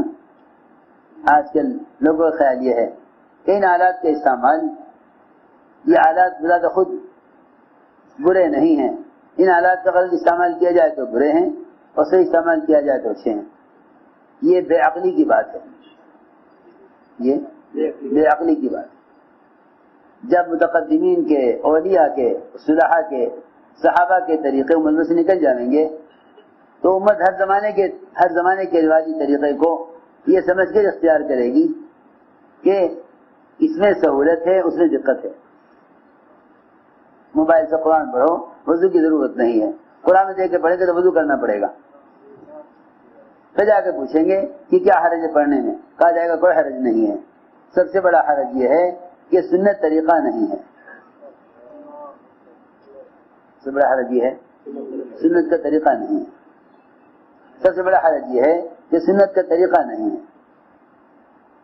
کسی مفتی سے پوچھو گے وہ کہے گا حرج نہیں ہے، حالانکہ یہ چاہیے کہ سب سے پہلے یہ سوچے کہ متقدمین کا طریقہ کیا تھا. ابو جہل کے بیٹے اکرمہ قرآن کو اٹھاتے، اس کو سر پر رکھتے، پھر اس کو آنکھوں سے لگاتے، پھر اس کو پیار کرتے، پھر بار بار کہتے میرے رب کا کلام ہے، میرے رب کا کلام ہے، پھر اسے کھول کر پڑھتے. حضرت عثمان کا قرآن پھٹ گیا تھا زیادہ دیکھ کر پڑھنے کی وجہ سے، مستقل دیکھ کر پڑھتے تھے. عبداللہ بن عمر رضی اللہ عنہ ہر اذان نماز کے درمیان وضو کرتے اور اذان سے نماز تک قرآن دیکھ کر پڑھتے. ہر اذان سے نماز تک گویا 5 مرتبہ دن میں قرآن کو کھول کر دیکھ کر 5 مرتبہ پڑھتے تھے. میں عرض کر رہا تھا کہ اب تو لوگ بجائے سنت کی طرف آنے کے رواجی چیزوں کو سنتوں کا متبادل سمجھ بیٹھے ہیں، بجائے سنت کی طرف آنے کے جھگڑتے ہیں. صحابہ نے یوں نہ کہا کہ اس میں کیا حرج ہے، ہم کوئی غلط کام کے لیے جمع نہیں کر رہے، ہم چیزوں کا استعمال نماز کے لیے کرنا چاہتے ہیں،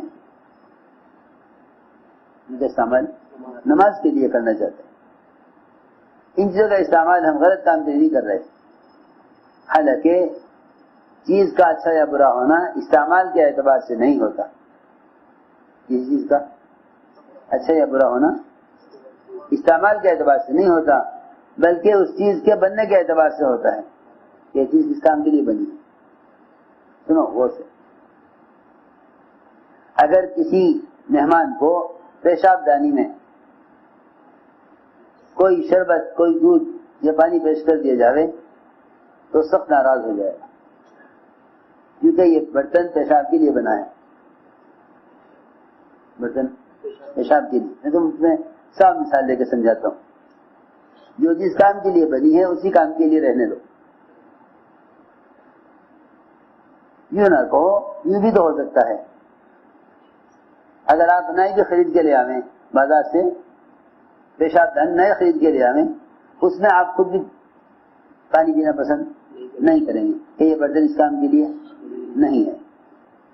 اب تو زمانہ ہی بدل گیا.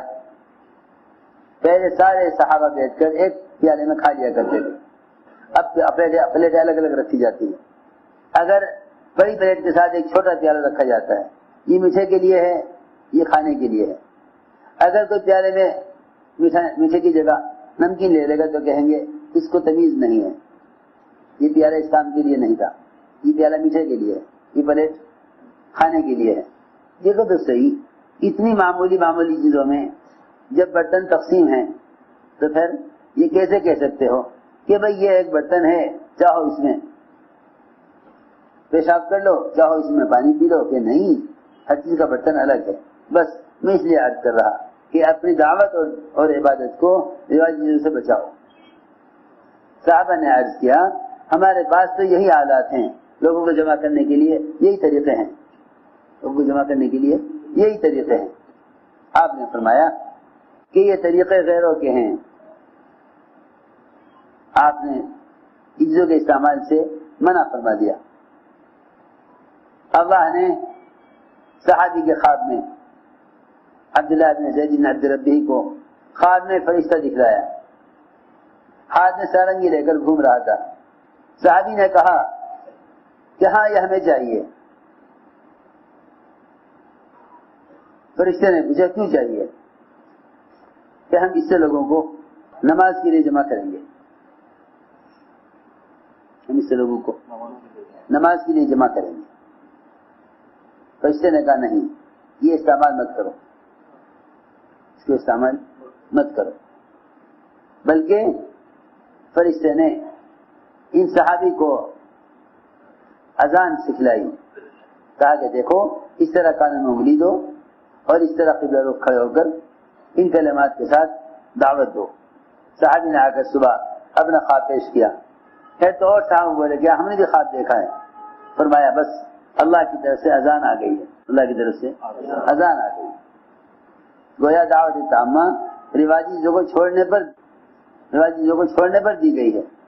آج بھی یہی بات ہے کہ جتنا اپنی ذات کے استعمال انفرادی دعوت میں اور ملاقاتوں میں اور ایک ایک فرد کو کلمہ شریعہ میں استعمال اپنی ذات کو کرو گے تو خود بھی ترقی کرو گے، دین بھی ترقی کرے گا۔ خود بھی ترقی کرو گے، دین بھی ترقی کرے گا۔ میں نے عرض کیا دوستو عزیزوں کہ اپنے کام کو سنت کی طرف لاؤ، کام کو سنت کی طرف لاؤ۔ کسی بھی ذریعے سے دعوت پہنچانا دعوت نہیں ہے، خود جا کر دعوت دینا دعوت ہے۔ کسی ذریعے سے دعوت پہنچا دینا دعوت نہیں ہے، خود جا کر دعوت دینا یہ اصل دعوت ہے۔ جب ہم ہر چیز میں سوچتے ہیں کہ سنت کا طریقہ کیا ہے، عبادت میں، ضرورت میں، تو یہ سوچنا چاہیے کہ پھر دعوت کی سنت کیا ہے، دعوت کی سنت کیا ہے، کہ دعوت کی سنت کیا ہے۔ آپ کو حکم ہے یا ایھا رسول بلغ ما انزل الیک من ربک، نبی جی آپ خود پہنچائیے اللہ کا پیغام۔ آپ نے فرمایا کہ میں اللہ کے راستے میں نکلوں، پھر شہید کیا جاؤں، پھر زندہ کیا جاؤں، پھر شہید کیا جاؤں، پھر زندہ کیا جاؤں، پھر شہید کیا جاؤں۔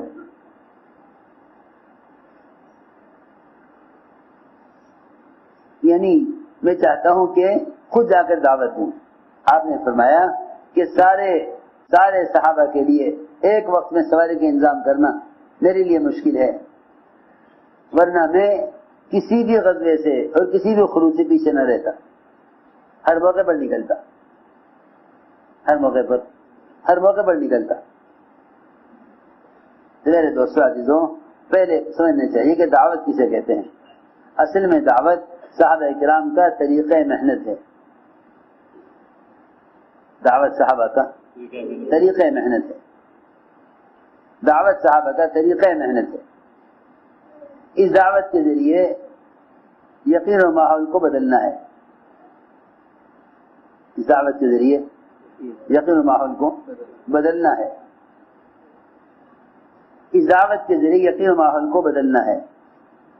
میں ضروری بات عرض کر رہا کہ یقین کا بدلنے کا کیا مطلب اور ماحول کا بدلنے کا کیا مطلب، اور صحابہ کرام کا اس میں کیا معمول ہے کہ وہ دعوت کے ذریعے یقین و ماحول کو کیسے بدلتے تھے۔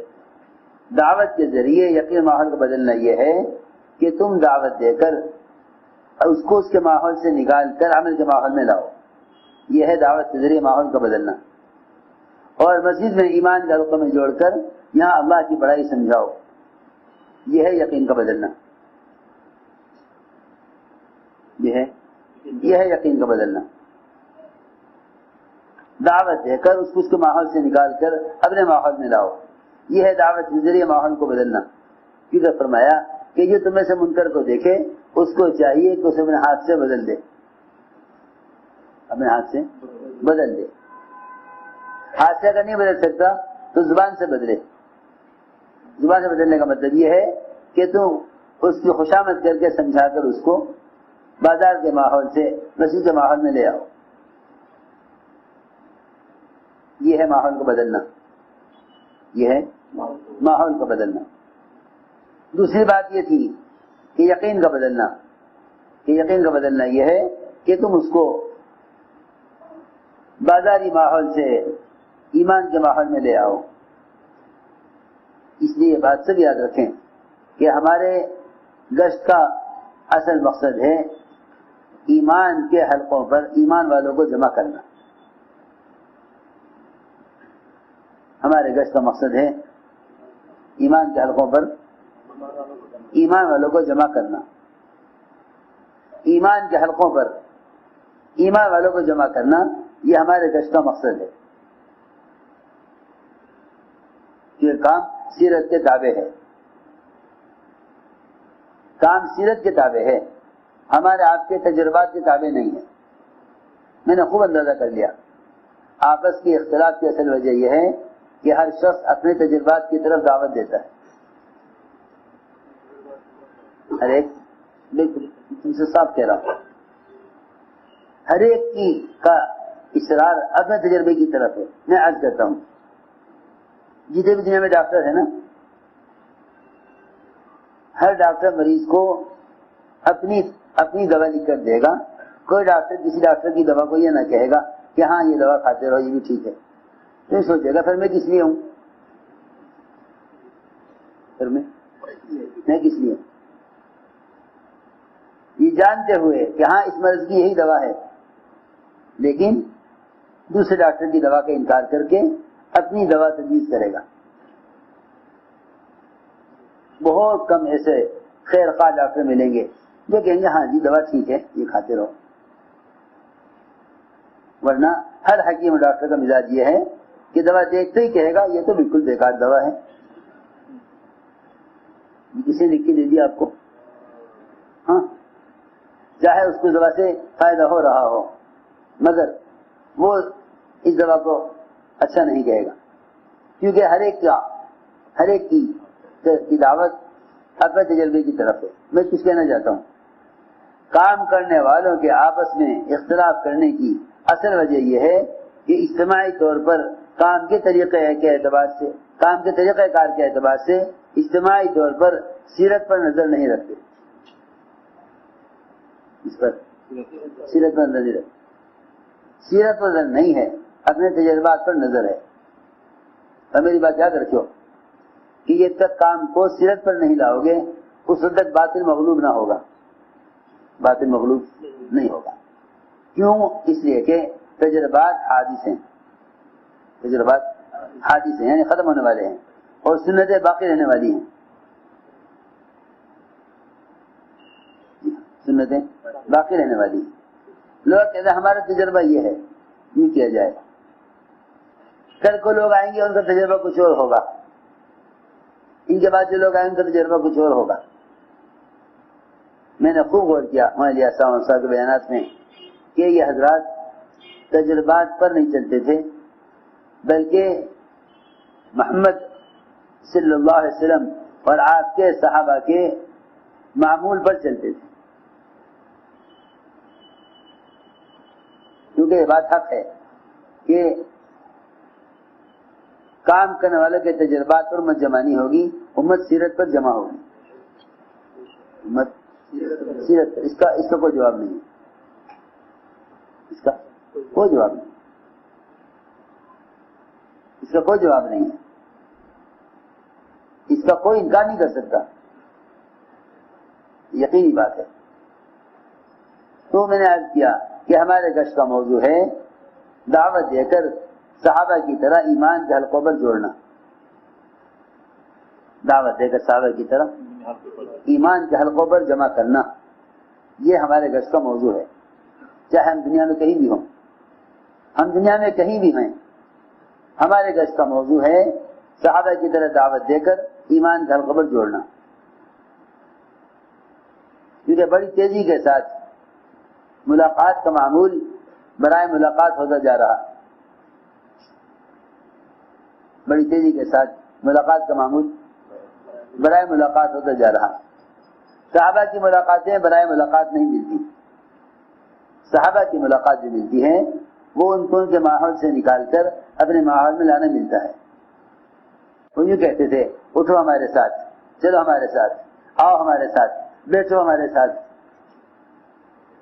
یہ صحابہ کے اقوال ہیں. کیوں؟ ایمان سیکھنے کے لیے. حضرت فرمایا کرتے تھے یہ کام میں اس لیے کرتا ہوں تاکہ میرے ایمان میں کمال پیدا ہو. حضرت کا معمول یہ تھا کہ وہ ایک ایک دو کے ہاتھ پکڑتے اور کہتے کہ چلو ہمارے ساتھ, اب میرے پر ایمان لائیں گے, میرے پر ایمان آؤ, چلو ہمارے ساتھ, اب میرے پر ایمان لائیں گے. مسجدیں یعنی ایمان اور غیب کے حلقوں سے آباد رہتی تھی. باہر سے آنے والے ہر شخص کو مسجد کے اندر اجتماعی عمل ملتا تھا. میرے دوستوں میں کیا عرض کروں, ہم نے مسجد کو الگ کر دیا, مرکز کو الگ کر دیا. یہ مسجد ہے, مرکز نہیں ہے. یہ مسجد ہے, مرکز نہیں ہے. آپ دیکھیں گے کہ آپ کو پورے ملک میں ایک مرکز ملے گا, پورے ملک میں ایک مرکز ملے گا. حالانکہ معمولات کے اعتبار سے ہر مسجد مرکز کی طرح آباد ہو، ہر مسجد مرکز کی طرح آباد۔ اصل بات یہ ہے جس وقت بھی کوئی مسلمان مسجد میں آ جائے، جس وقت بھی کوئی مسلمان مسجد میں آ جائے اس کو مسجد میں عمل ملنا چاہیے، چاہے کوئی کلمہ سکھلا رہا ہو، چاہے کوئی نماز سکھلا رہا ہو، چاہے کوئی قرآن پڑھا رہا ہو، چاہے کوئی ایمان یقین کی بات کر رہا ہو، چاہے نکلنے والوں کی تشکیلیں ہو رہی ہوں، جس وقت بھی کوئی آدمی مسجد میں آوے اس کو کوئی عمل ملنا چاہیے۔ یہ اصل بات یہ تھی۔ اب گشتیں ملاقاتیں ہیں لیکن مسجد ملاقات کے دوران عمل سے خالی ہے۔ جب مسجد عمل سے خالی ہے تو تم گشت کس کام کے لیے کر رہے؟ جب تمہارے گھر میں کھانے کا انتظام نہیں ہے تم دعوت دینے کے لیے کیوں نکلے؟ موٹی سی بات ہے، موٹی سی بات۔ بھائی دعوت اس لیے دی جاتی ہے تاکہ آپ ہمارے گھر میں آ کر کھانا کھائیں۔ ہاں آپ دیکھیں گے ہر دعوت دینے والے کو وہ پہلے گھر میں کھانا پکائے گا، دسترخوان لگائے گا۔ اللہ تعالیٰ کی ترتیب یہی ہے۔ اللہ تعالیٰ نے جنت کو مزین کیا، اللہ خود داعی ہیں، بلانے کے لیے بھیجا ہے محمد صلی اللہ علیہ وسلم کو کہ جاؤ بلا کر لاؤ۔ اللہ داعی ہیں، جنت دسترخوان ہے، بلانے کے لیے انبیاء کو بھیجا ہے، بلانے کے لیے انبیاء کو بھیجا ہے۔ تو میں عرض کر رہا تھا کہ اصل ہمارے گشت کا یہ موضوع ہے کہ دعوت دے کر کہاں لاؤ؟ بلانے کے ماحول میں لاؤ۔ صحابہ پوری کوشش کرتے تھے اسی طرح ہمارے ماحول میں آ جائے، یہاں تک کہا اللہ نے قرآن میں وَإِنْ أَحَدٌ مِّنَ الْمُشْرِكِينَ اسْتَجَارَكَ فَأَجِرْهُ حَتَّىٰ يَسْمَعَ كَلَامَ اللَّهِ، کہ اگر کوئی مشرک بھی تم سے پناہ چاہے تو اس کو پناہ دے دو تاکہ تمہارے ماحول میں آ کر قرآن سنے، تمہارے ماحول میں آ کر قرآن سنے۔ اگر کوئی مشرک بھی پناہ چاہے تو اس کو پناہ دے دو تاکہ تمہارے ماحول میں آ کر قرآن سنے۔ میں نے عرض کیا کہ اثر کا گشت کا مقصد یہ ہے کہ مسجدوں میں اعمال کا ماحول قائم رہے۔ حضور اکرم صلی اللہ علیہ وسلم نئے آنے والوں کو مسجد میں رکھتے تھے، نئے آنے والوں کو مسجد میں رکھتے تھے۔ مجھے خوب یاد ہے کہ بعض لوگوں نے یہ بات اٹھائی کہ بھئی مسجد میں رہنا اصل نہیں ہے۔ یہ بات کہنا بھی قرآن حدیث اور سیرت صحابہ کے خلاف ہے، کیونکہ میں عرض کرتا ہوں بات، جب ساتھی آپس میں اختلاف کرتے ہیں نا اپنے تجربات کی روشنی میں تو بعض مرتبہ سیرت کے اور صحابہ کے عمل کے انکار تک پہنچ جاتے ہیں۔ یہ نہیں کرنا ہے، یہ بہت ڈرنے کی بات ہے، کیونکہ صحابہ کے معمول کا انکار اور محمد صلی اللہ علیہ وسلم کے کسی حکم یا سنت کا انکار کر دینا یہ بڑی محرومی کا سبب ہے، یہ بڑی محرومی کا سبب ہے۔ کسی کام کو یہ مت کہو کہ یہ نیا کام شروع ہوا ہے، بلکہ یوں کہو کہ یہ سارے کام ابھی تک ہم ان سے ناواقف تھے، یہ تو سارے صحابہ کے معمولات ہیں جو ہمارے معمول میں آنے چاہیے۔ یہ نہ کہو یہ نیا کام شروع ہوا ہے، یوں کہو کہ ہم اس کام سے اب تک واقف نہیں تھے۔ نہ جاننے والے کے لیے تو پرانی چیز بھی نہ ہی ہوتی ہے، نہ جاننے والے کے لیے پرانی چیز بھی نہ ہی ہوتی ہے۔ بس تمہیں نئی چیز لگ رہی ہے لیکن دیکھو سیرت میں سمجھ جاؤ گے کہ نئی بات نہیں پرانی بات ہے۔ سیرت میں نہیں دیکھو گے تو انکار کر بیٹھو گے، کیا کرو گے؟ انکار کر بیٹھو گے۔ تو میں نے عرض کیا کہ اصل بات یہ تھی کہ دعوت دے کر اپنے ماحول میں لاؤ، یعنی مدینہ منورہ سے دور کسی جنگل میں ایک چرواہا بکریوں کو چرا رہا تھا، ایک بھیڑیا نکلا اور بکری پر حملہ کیا، چرواہے نے آگے بڑھ کر بکری کو بھیڑیے سے چھڑا لیا. بھیڑیے نے انسانی زبان میں چرواہے سے کہا کہ یہ کیا کیا تو نے؟ اللہ نے مجھے رزق دیا تھا تو نے چھین لیا. اللہ نے مجھے رزق دیا تھا تو نے چھین لیا. چرواہے نے کہا ارے حیرت کی بات, ایک بھیڑیا انسان زبان میں بات کر رہا. بھیڑیے نے کہا یہ کوئی تعجب کی بات نہیں ہے کہ میں دوسری انسان زبان میں بات کر رہا ہوں. تعجب تو اس پر ہے کہ اللہ کے رسول صلی اللہ علیہ وسلم تو مسجد نبوی میں صحابہ انبیاء کے قصے سنا رہے صحابہ کو, اور تو یہاں جنگل میں پھر رہا.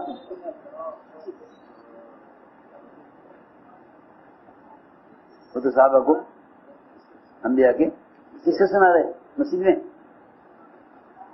اور تو یہاں بکری چلا رہا جنگل میں. حالانکہ جب اتنی اس کو قوت بولنے کی مل گئی تو دعوت بھی دے دیتا کہ نہیں وہاں جاؤ. وہاں سے اس نے بکری کو ہٹایا مدینے کی طرف, جا کے سارا قصہ آپ کو سنایا. آپ نے اعلان کر دیا صدر جامعہ کہ سارے صحابہ جمع ہو جائیں مسجد میں, ایک آدمی کی کارگزاری ہونی ہے, کیونکہ ایسی بات تھی کہ آپ سارے صحابہ کو سنوانا چاہتے تھے کہ ایک بھیڑیا بھی جنگل سے چرواہے کو ماحول میں بھیج رہا ہے. ایک بھیڑیا بھی چرواہے کو جنگل سے ماحول میں بھیج رہا ہے. یوں نہ کہا بھائی بکریاں چراتے ہو یہاں بدنمازی پڑھا کرو, یہاں ایمان بھی لے آؤ اعمال بھی کرو, بکریاں چراؤ. نہیں, سنو, فرماتے تھے کہ مدینہ منورہ عالم میں اسلام کو قائم کرنے کا مرکز ہے. مدینہ منورہ عالم میں اسلام کو قائم کرنے کا مرکز ہے. کیا بات کرتا ہوں اس میں حضرت کی. حضرت فرماتے تھے مکہ مکرمہ سے خروج نہیں تھا, مکہ مکرمہ سے خروج نہیں تھا, مکہ مکرمہ سے خروج نہیں تھا. تو مکہ مکرمہ کی عبادت مدینے کی عبادت سے افضل, مکی کی عبادت, حرم مکہ کی عبادت مسجد نبوی کی عبادت سے افضل, 1,00,000 نماز کے برابر.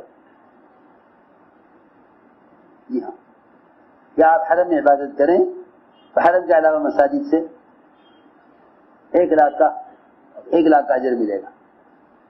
مدینہ منورہ آئے, یا اسلام کے پھیلنے کا مرکز ہے, یہاں اسلام کے پھیلنے کا مرکز ہے.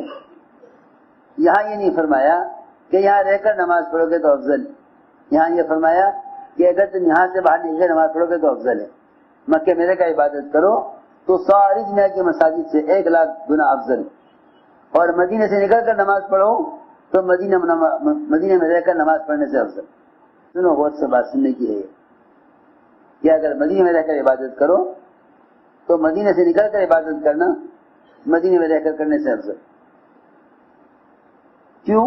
اس لیے کہ مدینہ مرکز ہے عالم میں اسلام کو پھیلانے کا. مدینہ مرکز ہے عالم کو اسلام میں پھیلانے کا, سارے عالم میں اسلام کو پھیلانے کا مرکز مدینہ ہے. اس لیے مدینہ منورہ کو چھوڑ کر نکلنا مدینہ منورہ میں رہ کر عبادت کرنے سے بدر جہاں افضل ہے. جب مکے سے ہجرت کے بعد مکہ مکرمہ کی عبادت سے خروج کے زمانے کا عمل افضل ہے, تو پھر مدینہ منورہ میں رہ کر عمل کرنا افضل کیسے ہو سکتا ہے؟ مدینہ میں رہ کر عمل کرنا افضل کیسے ہو سکتا ہے؟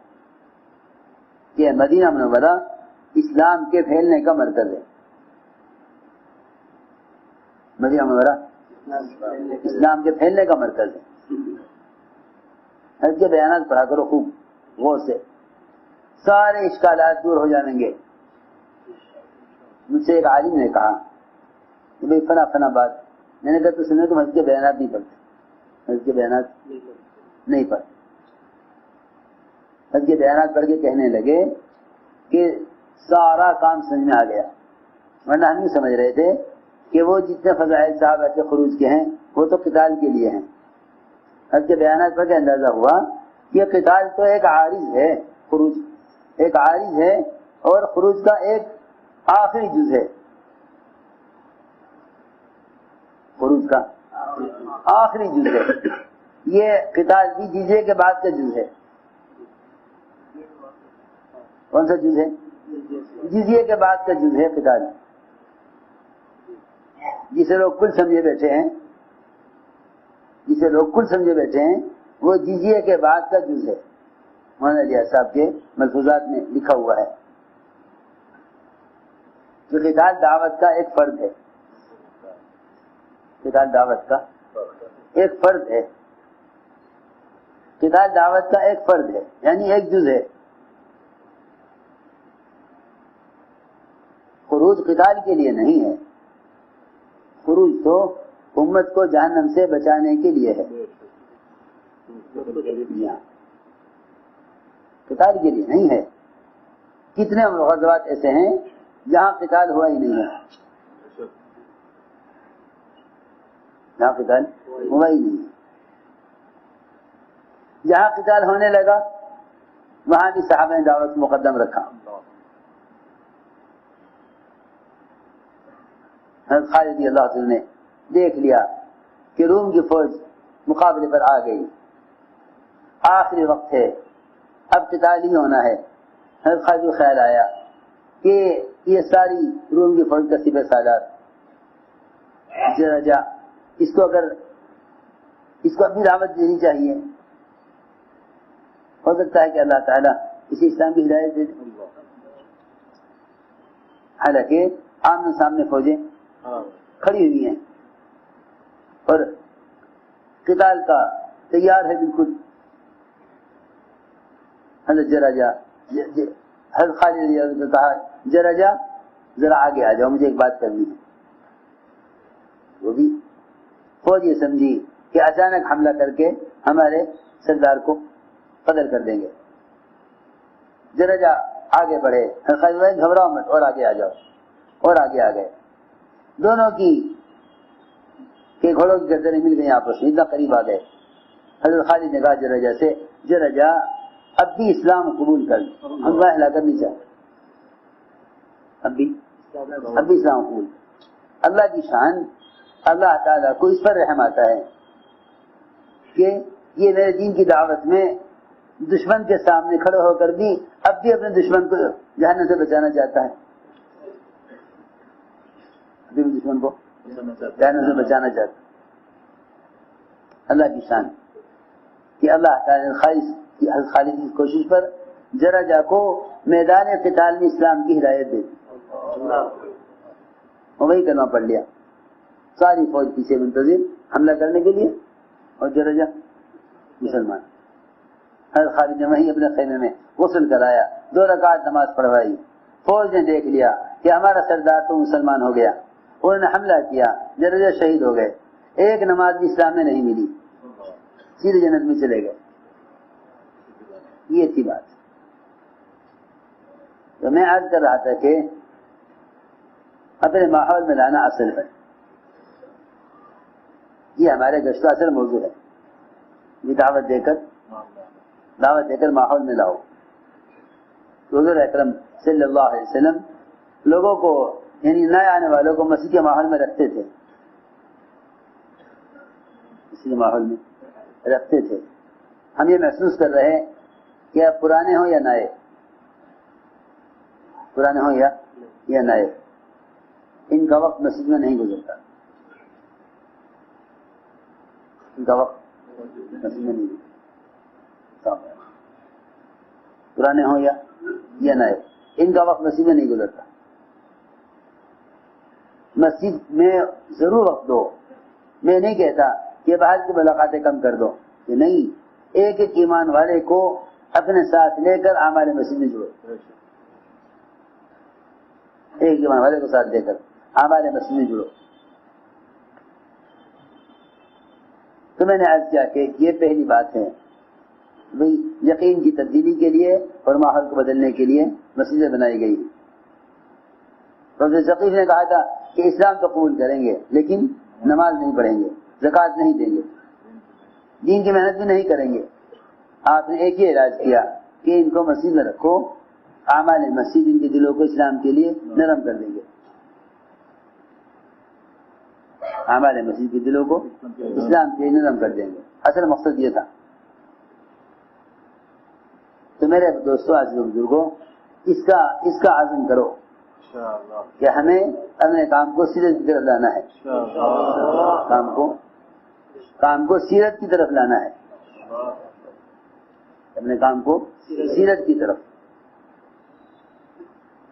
اس لیے کہ ہر چیز میں اتباع سنت اصل ہے, ہر چیز میں اتباع سنت اصل ہے. دعوت میں بھی, عبادت میں بھی, عبادت میں بھی, اور اسی طرح اپنی ضروریات زندگی کو بھی سیرت پر لاؤ. اس لیے کہ مسلمان کا امتیاز اور مسلمان کی دین کا حسن وہ اتباع سنت میں ہے, اتباع سنت میں ہے. ہمارے ایسا سمجھ لے میرے کام کا مقصد ہی احیاء سنت ہے, میرے کام کا مقصد احیاء سنت ہے, میرے کام کا مقصد احیاء سنت ہے. اس لیے کہ مسلمان کو جو امتیازی شان ہے وہ اتباع سنت میں ہے. مسلمان کی امتیازی شان اتباع سنت میں ہے. سب سمجھتے تھے کہ میرے کام کی کامیابی یہ ہے کہ میرے کام کے کرنے والوں میں خلاف سنت چیز کو دیکھ کر ناگواری پیدا ہونے لگے. یہ میرے کام کی کامیابی ہے کہ خلاف سنت چیز دیکھ کر طبیعت میں ناگواری ہو کہ یہ کام سنت کے خلاف کیوں ہو گیا, یہ کام سنت کے خلاف کیوں ہو گیا. اس لیے اپنے آپ کو پابند کریں ہر چیز میں اتباع سنت کا. دعوت میں بھی میں نے عرض کر دیا کہ دعوت میں سنت یہ ہے کہ بذات خود دعوت دو. دعوت میں سنت یہ ہے کہ بذات خود دعوت دو. ضروریات میں اس کی کوشش کرو کہ ہر کام سنت کے مطابق ہو, اس لیے کہ اسلام کی جاذبیت وہ سنت کے اتباع میں ہے. اسلام کی جاذبیت اتباع سنت میں ہے. اس کا ہم عزم کریں, اور جو بات عرض کی گئی ہے وہ اس کو بے اعتبار عالم کے زندہ کرو, بے اعتبار عالم کے زندہ کرو. دیکھو جب کوئی چیز یعنی عالم سطح پر کی جاتی ہے تب ماحول بدلتا ہے. اس کا ماحول کو بدلنا نہیں کہتے کہ آپ نے ایک علاقہ ایسا بنا لیا باقی علاقہ ایسا نہ بنا تو فساد اپنی جگہ باقی رہے گا, فساد اپنی جگہ باقی رہے گا. اصل میں گھر کے ہر کونے سے گندگی کو نکالنا ہوتا ہے. ماحول افراد کے عمل کو نہیں کہتے, ماحول مجموعے کے عمل کو کہتے ہیں. ماحول مجموعے کے عمل کو کہتے ہیں. گھر کا وہ گھر صاف نہیں کہ تم نے ایک کمرے کی گندگی, سارے کمرے کی گندگی ایک کمرے میں جمع کر دی, اس گھر کو صاف نہیں کہیں گے. میں کچھ کہنا چاہتا ہوں کہ آپ یہ خیال کریں ہمارے علاقے میں تو ماشاءاللہ کام ہے. نہیں, آپ کے علاقے میں کام ہے وہ آپ کے علاقے کے لیے ہے. کام سارے عالم میں ایک ہی رخ پر ہونا چاہیے, کام سارے عالم میں ایک رخ پر ہونا چاہیے. اس لیے میرے دوستوں عزیزوں, ذمہ داری انفرادی نہیں اجتماعی ہے. ذمہ داری انفرادی نہیں اجتماعی ہے. سارے عالم میں بکھری ہوئی امت ایک جسم کے اعضاء کی طرح ہے. یہ صحیح حدیث ہے.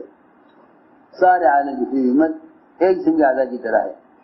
پیر کے انگوٹھے کا زخم سارے بدن کو بے چین کرے گا. یوں مت سمجھو کہ یہ فلاں ملک کی بات ہے.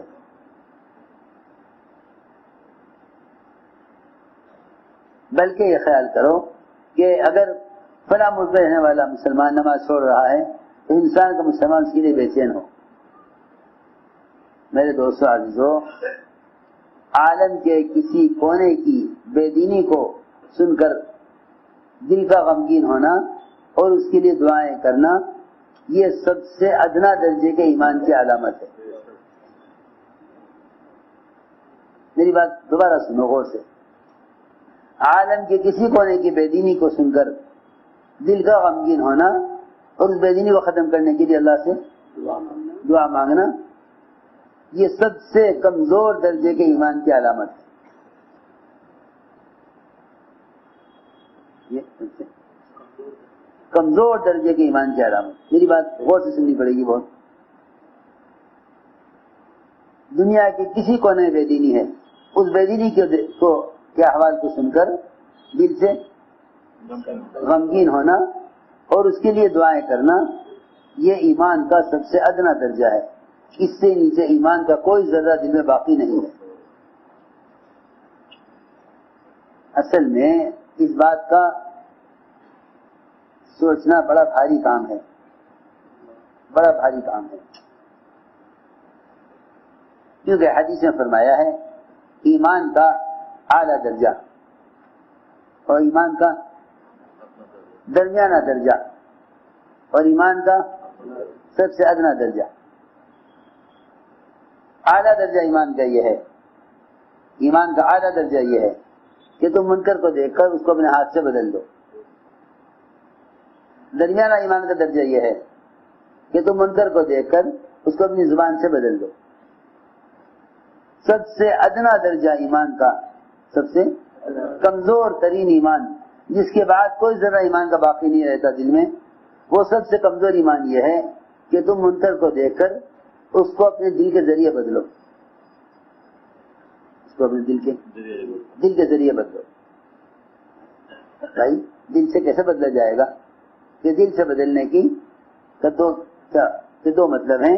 ایک یہ کہ تم دل سے اس منکر کو دیکھ کر غمگین اور متاثر ہو اور دعاؤں کے ذریعے اللہ سے کہہ کر اس منکر کو ختم کرواؤ. اگر یہ کر رہے ہو تم اس درجے کا کام تو یہ تمہارا سب سے ادنا درجے کا ایمان ہے. میں واقعی اپنے آپ سے سوال کرتا ہوں, آیا اگر یہ کیفیت میری ہے تو میرے پاس ادنا درجے کا ایمان ہے, ادنا درجے کا ایمان ہے. عجیب و غریب روایت ہے, تم نے کبھی غور نہیں کیا اس روایت پر. حضرت علی فرماتے تھے جہاد 3 قسم کا ہے, جہاد 3 قسم کا ہے. جہاد بالید, ہاتھ سے جہاد کرنا, اور جہاد باللسان, زبان سے جہاد کرنا, وعظ و نصیحت, دعوت دینا. تیسرا جہاد بالقلب ہے, جہاد بالقلب. حضرت علی فرماتے ہیں کہ جہاد کی 3 قسمیں ہیں, جہاد بالید, جہاد باللسان, جہاد بالقلب. دل سے جہاد کرو. حالانکہ دل سے کون سا جہاد ہوگا؟ نہ دل بول سکتا, نہ دل قتال کر سکتا, نہ دل تیر و تلوار چلا سکتا. تو دل سے جہاد کیسے ہوگا؟ دل سے جہاد کیسے ہوگا؟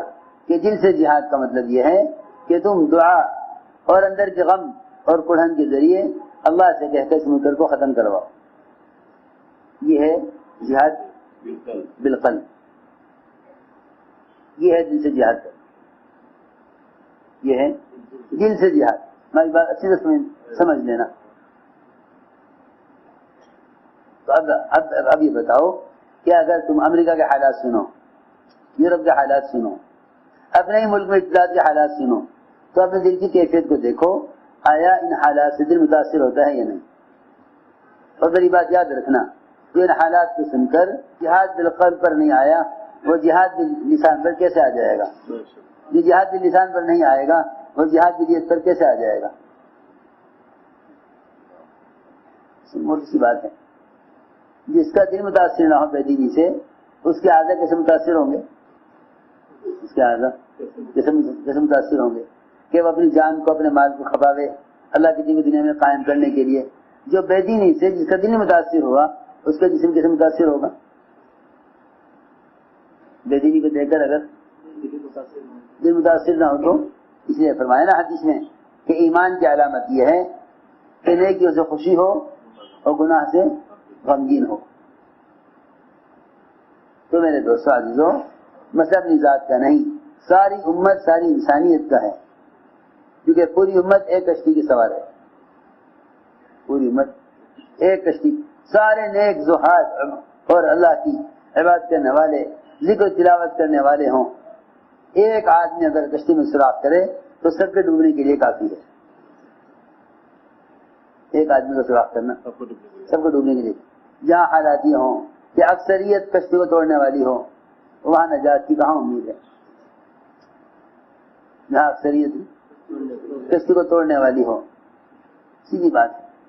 یہ کہنا کہ بھئی اللہ تعالیٰ نیک لوگوں کو نجات دیں گے، بدکاروں کو ہلاک کریں گے، یہ تو جب ہی ہو سکتا ہے جب نیک لوگ دوسروں کو برائی سے روکنے پر قائم رہیں. یہ اصل دعوت ہے، یہ اصل دعوت ہے. کیونکہ میں عرض کر چکا ہوں کہ نجات صرف ان کے لیے ہے کہ دوسروں کو برائی سے روکیں. نجات صرف ان کے لیے ہے جو دوسروں کو برائی سے روکیں. برائی سے روکنے کے لیے برائی سے روکنا شرط نہیں ہے. سنو تو صحیح، برائی سے روکنے کے لیے برائی سے روکنا شرط نہیں، ضروری نہیں. برائی سے روکنے کے لیے بھلائی کے ماحول میں لانا بھی کافی ہے.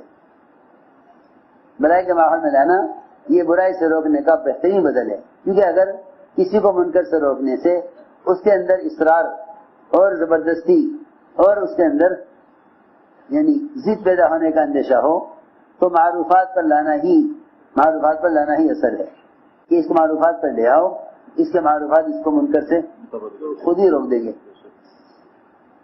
معروفات اس کو منکر سے خود ہی روک دیں گے. بہت آسان بات ہے. تم یہ سوچو شراب کا اڈا کیسے ختم ہو؟ کہ شراب کا اڈا تو شراب پینے والوں کی وجہ سے ہے نا. تم انہیں سمجھا کر نماز کے لیے لے آؤ، سمجھا کر نماز کے لیے لے آؤ تو شراب کا ماحول ختم ہو جائے گا. میں جو اصل میں یہ عرض کرنا چاہتا ہوں کہ لوگ بے دینی کے ماحول کو ختم کرنا چاہتے ہیں دعوت کے بغیر. یہ ہوگا نہیں. بے دینی کے ماحول کو ختم کرنا چاہتے ہیں دعوت کے بغیر. ہمیشہ یاد رکھنا، دعوت کے بغیر کسی بھی طاقت اور قوت سے اسلام قائم نہیں ہو سکتا. دعوت کے بغیر کسی بھی طاقت اور قوت سے اسلام قائم نہیں ہو سکتا. یہ تو پکی بات ہے. سارے عالم میں اگر یہ چاہیں یا کسی ایک ملک میں بھی یہ چاہیں کہ بھئی شرعی حدود قائم ہو جائیں تو دعوت کے بغیر نہیں ہو سکتی. پکی بات ہے. کیونکہ سمجھتے تھے کہ اسلام نہ کوئی ملک و مال سے پھیلا ہے نہ کبھی پھیلے گا. سچی بات ہے. اس لیے میرے دوستو عزیزو، عزم کرو کہ انشاءاللہ ہمیں اپنی مسجدوں کو اس طرح عمل سے آباد رکھنا ہے اور ہر ایک اپنے آپ کو خود دعوت میں مشغول رکھے. سارے فتنوں کا علاج اور سارے باطل کا کے خلاف اللہ کی مرضی کے نازل ہونے کا راستہ وہ اپنے آپ کو دعوت اللہ میں مشغول رکھنا ہے. سارے فتنوں کا علاج. اس کے لیے عزم کرو، ارادے کرو، انشاءاللہ اپنی ذات سے کرنا.